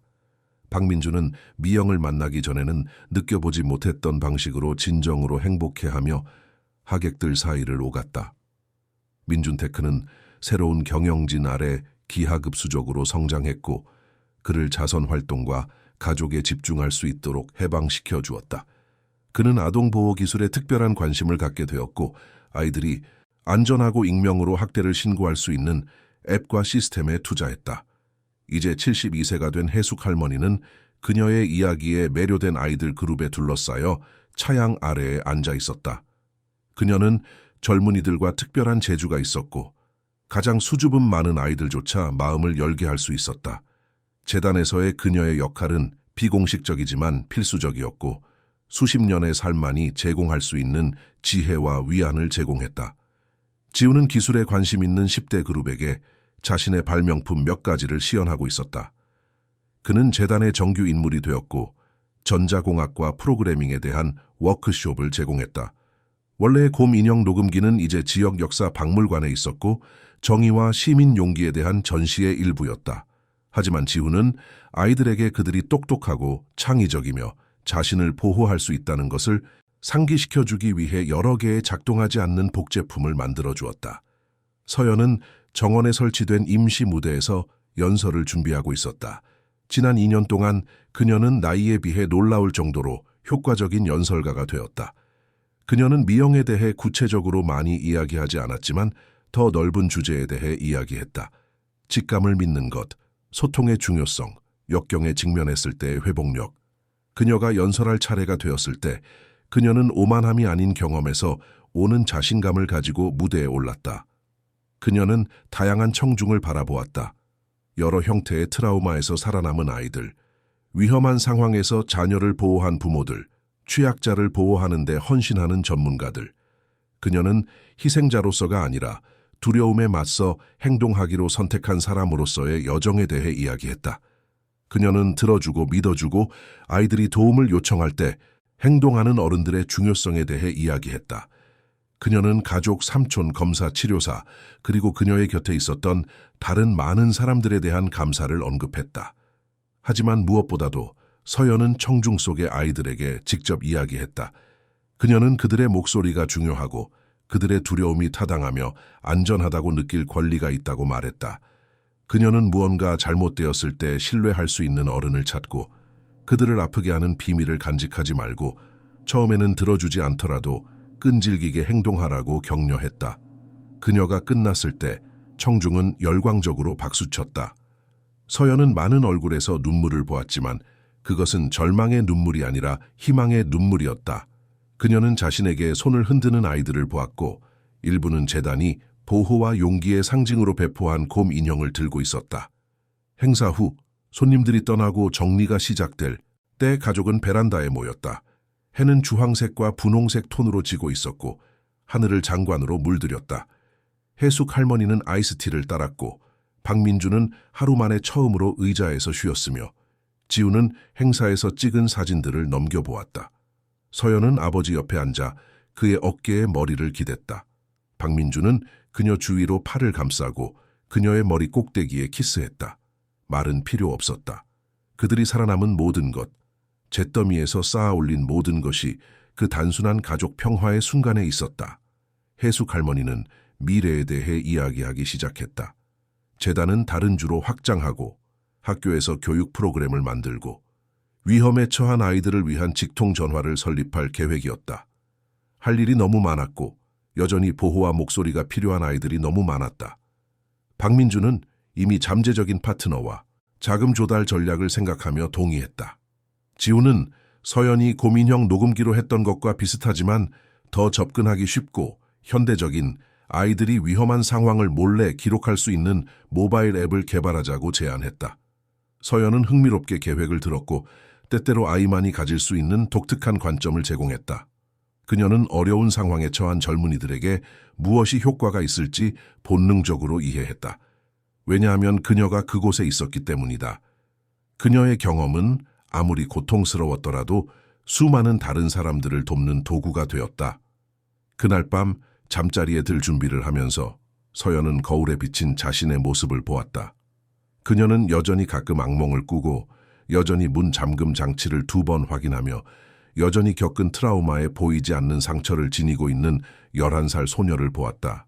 하지만 그녀는 또한 힘, 회복력, 목적을 보았다.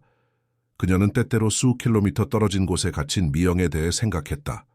신기하게도 증오를 느끼지 않았다. 그녀는 건설 대신 파괴에 지능과 매력을 낭비한 여자에 대해 거의 연민을 느꼈다. 미영은 세상에 많은 좋은 일을 할 수 있었지만 감옥 독방의 고독으로만 이어지는 길을 선택했다. 서연은 다른 길을 선택했다. 그녀는 자신의 경험을 어둡게 하는 대신 밝히기 위해 사용하기로 선택했다. 해치기 대신 보호하기 위해, 파괴하기 대신 건설하기 위해, 그리고 그 선택이 모든 차이를 만들었다. 잠이 들면서 서연은 아직 들려줘야 할 이야기, 아직 도움을 받아야 할 아이들, 아직 만들어질 수 있는 차이들에 대해 생각했다. 미래는 도전으로 가득 찼지만 무한한 가능성으로도 가득 찬 채 앞으로 펼쳐져 있었다. 박씨 가족은 그들을 거의 파괴할 뻔했던 폭풍우에서 살아남았다. 그들은 단지 살아남은 것이 아니라 고통을 목적으로 바꾸며 번성했다. 그것은 회복력, 용기, 가장 깊은 배신 앞에서도 지속되는 사랑의 이야기였다. 그리고 그것은 단지 시작일 뿐이었다. 이야기 끝. 청취자 여러분, 서연과 그녀 가족의 이야기가 여러분의 마음에 와닿았기를 바랍니다. 이 감동적인 여정을 계속하기 위해 저희는 똑같이 매혹적인 이야기들로 특별한 플레이리스트를 준비했습니다. 왼쪽을 클릭하여 찾아보세요. 이 이야기가 마음에 드셨다면 저희 채널을 구독하고 영상에 좋아요를 남기는 것을 잊지 마세요. 저희는 매일 삶의 복잡성, 인간 정신의 힘, 그리고 용기에 변화시키는 힘을 탐구하는 독특한 이야기들을 가져옵니다. 다음 콘텐츠를 놓치지 마세요. 댓글로 알려주세요. 서연의 이야기 중 어떤 순간이 가장 인상 깊었나요? 여러분도 자신의 직감을 믿어야 했던 상황을 겪어본 적이 있나요? 저희는 여러분의 이야기, 여러분의 성찰, 여러분의 목소리를 듣고 싶습니다. 서연의 용기는 잘못된 것처럼 보이는 것에 주의를 기울이고 침묵하지 않기로 선택한 단순한 행동에서 시작되었습니다. 오늘 여러분에게 영감을 줄 이야기는 무엇일까요? 댓글에서 다음 이야기에서 우리가 함께 만들어가는 이 여정의 연속에서 여러분을 기다리겠습니다. 곧 다시 만나요. 그리고 기억하세요. 여러분의 목소리는 중요하고 여러분의 이야기는 들려질 가치가 있으며 여러분의 용기는 모든 것을 바꿀 수 있습니다.